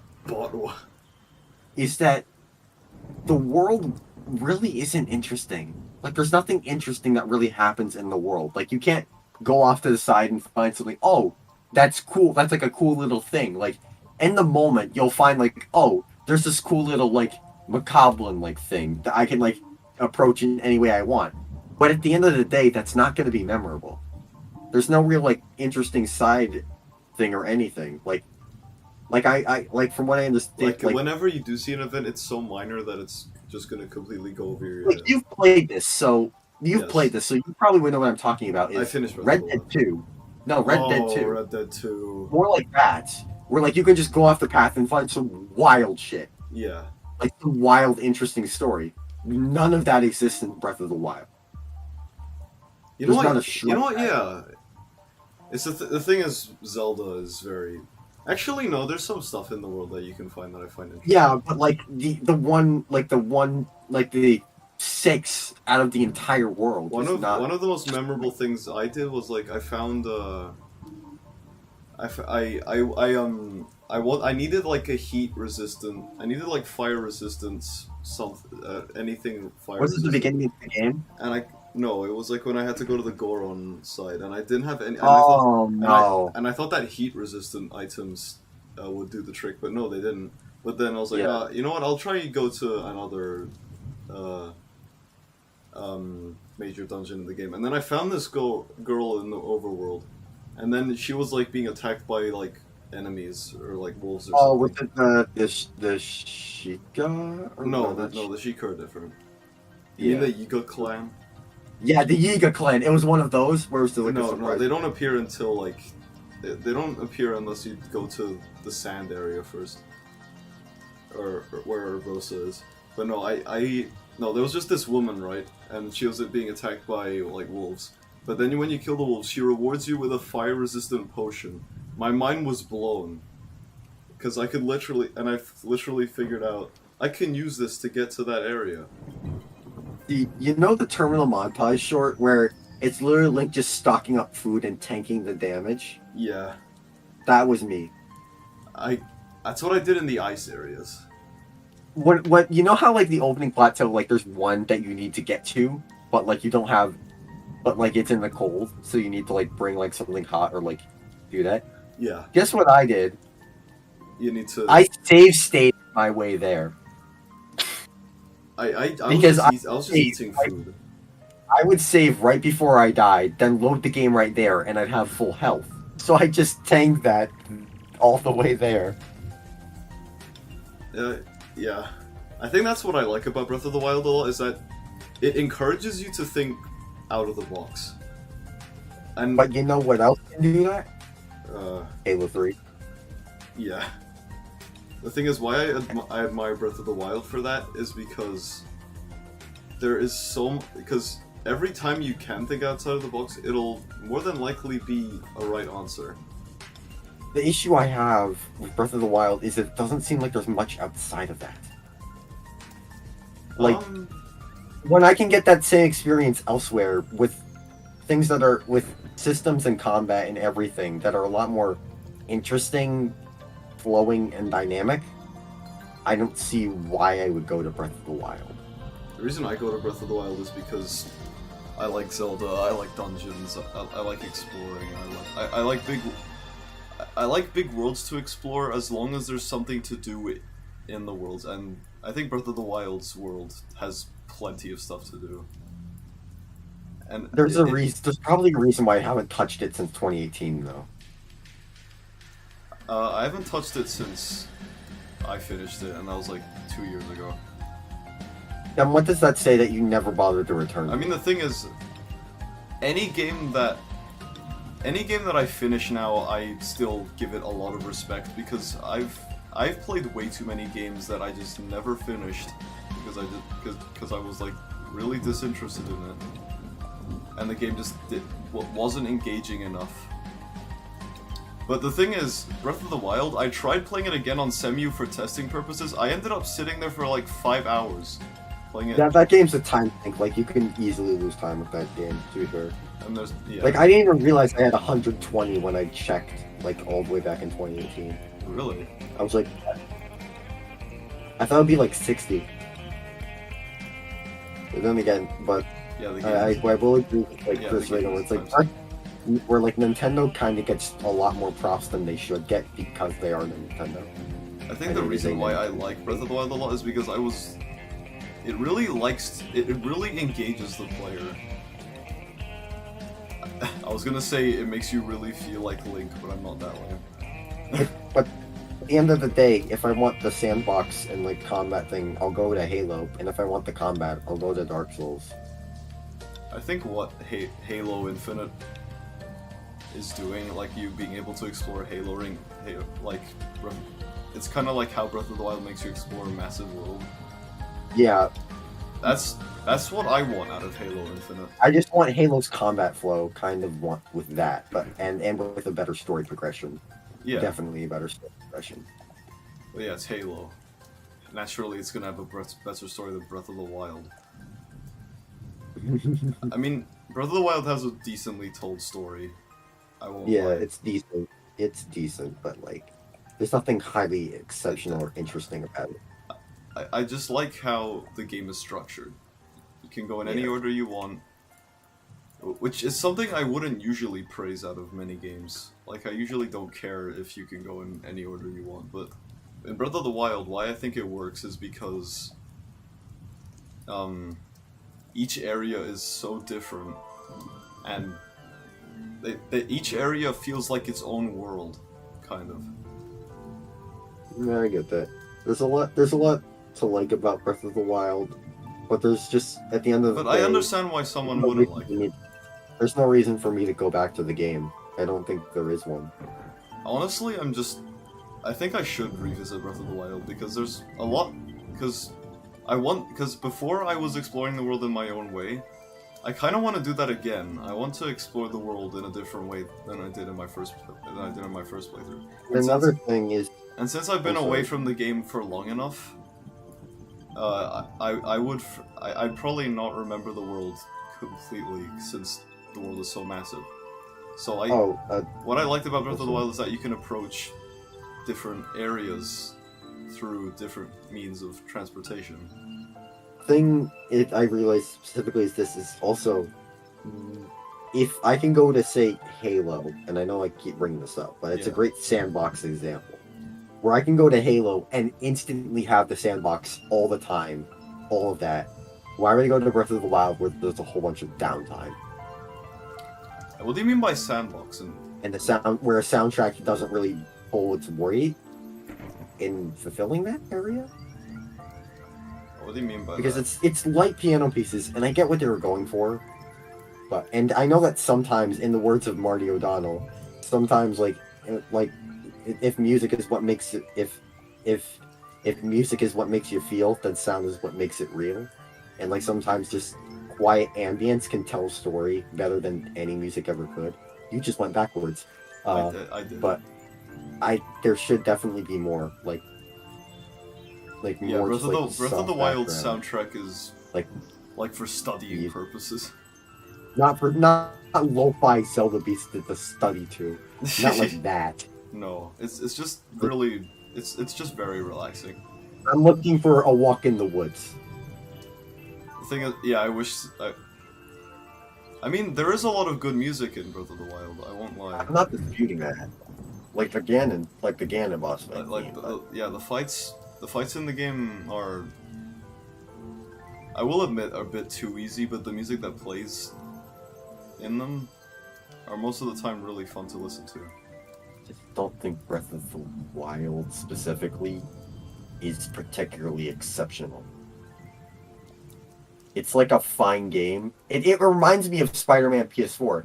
It's a fine game. It's very enjoyable, but I don't think I'll ever touch it again because there's nothing exceptional. You know what? Spider-Man about it. PS4, I don't really want to go back to that game because that game is only really special the first time you play it.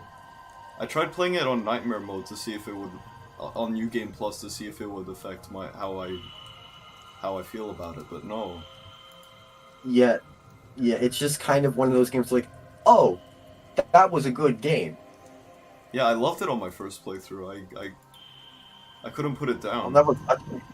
But I no, 100%ed PS4 too. I did too. I got the B Grazer trophy, which I never usually do. And then I was like, oh, I'm gonna play the DLC. I enjoyed this game, and I got so unbelievably burned out. I dropped it. I finished the Black Cat one, but I never finished the second one. Yeah, that's exactly where I stopped too. Yeah. I'm never playing the game again. I've met so I many don't- people who have finished the Black Cat one, but they never finished the. What was the second one? It's like Hammerhead, I think. The Tombstone. No, it's Tombstone. Wait, is it Tombstone or is it Hammerhead? Because I know the guy turns into a mech at the end. I don't think. No, it's not Tombstone because Tombstone's just like kind of in one area. Oh yeah, Tombstone's just in the games like for side quests. I'm not gonna lie, I kind of like that he's just kind of there. I mean, fair enough. Because it makes sense that, like, not everyone would be the diegetic thing. But I don't think I'll ever touch that game again, and I don't think I probably would ever touch Botwood again. And it's in that kind of same wavelength where it's like, oh, it's kind of like for as much as, like, Nintendo and Sony will pump out more and more quality games, Halo will always I will always be more excited for, like, oh, new content for Halo. Because I'm going to keep coming back again and again and again. The fact that I have not fallen off Halo in almost approaching 3 years of playing it consistently speaks volumes to its quality. And its variety. That just proves how special Halo is. Yes. Like, I've never been this. Like, you're playing it right now. You've been playing it, like, next to non-stop. I've been playing it for 3 hours. Yeah. Well, you play it, like, very consistently as well. Yes. Is there any other game, like, you would consistently go back to, like, oh, I'll just do that? Halo 1 is one of my favorite games, period. I love this game to pieces. The game has tremendous flow. Yes. One thing that I... You're going to want to nade that hallway, a bunch of flood are going to spawn. Yeah. Oh. Yeah. One thing you that might want I... to back up. Don't root away. You're forced to. One thing I feel really bad about a lot of my favorite games is that at one point I just don't play them for a long time. Yeah. And even some of my favorite games, which I love, I put them down very often. That is not the case with Halo. I've never not enjoyed myself with Halo. I've never not been burnt out by Halo 1 aside from maybe even legendary playthroughs. I wasn't even burnt out after Lasso. Yeah, that's what surprised me. Kingdom Hearts 2, that's another game that I think that... Yeah, Kingdom Hearts 2 falls into that as well. Kingdom Hearts 2 definitely falls into that. Yeah. Wavelength. I would personally, I guess, well, I don't boot it up nearly as often. I would put Titanfall 2 in that category as well, as a game I could just boot up and have fun with. Even my favorite game ever, Mario Odyssey. I haven't touched it since 2018. That's just basically what I think Breath of the Wild is to you as well. It's a game that you enjoy in the moment, but you Well, I have separate issues. I can directly point to issues with Odyssey, whereas I can't really do that with Bottom. Okay, fair enough. I know the flaws with Odyssey. I'm aware of them. It's solely one for me. I've 100%ed Mario Odyssey Well, actually, multiple times. I know for me, I it's know one everything that's wrong. minor one. Yeah, for me, it's one minor one and one major one. Yes, and I think we all know what it is, but that's a whole other can of worms. But go back to Breath of the Wild. I think that one thing I hope the sequel does is just expand on Breath of the Wild. Kind of like how Majora's Mask did with Ocarina in terms of working with its same exact engine and just making different worlds out of that same world in quotation marks. Majora's Mask is my favorite because it has the best world. And that's why I think I should play Majora's Mask. I haven't touched Majora's Mask in years, but that's gonna stick with me more than Breath of the Wild ever will. I love Ocarina of Time. That's probably my second favorite Zelda game behind Breath of the Wild. But I need to play Majora's Mask because I think that's Doesn't Alice love Majora's Mask? Yeah, which was something I was really surprised about because when she was playing it, it didn't seem all that great from what I've seen because there's a lot of stuff in there that I would find like really annoying. But the thing is, maybe it just needs to be played to be enjoyable. Yeah, it's again, it doesn't have the best gameplay or the most interesting. Personally, I think I'd still probably file for Wind Waker, but I haven't played Twilight Princess. I haven't played Wind Waker or Twilight Princess actually, for that matter. But I think it's really the critical hit system that makes Wind Waker. I should play Wind Waker again. I haven't played that since 2016. Really? Jeez. Yeah, it's been that long. I just need to play a bunch of Zelda games. She was just that I don't think I'd find the combat that interesting. Maybe Nintendo should start re-releasing them, but that is a can of worms I don't want to open. Okay. Because I've talked about that far too much. Yeah, it's to the point where you get burnt out of topics of conversation. It's not that I'm not being a Sonic fan in a nutshell.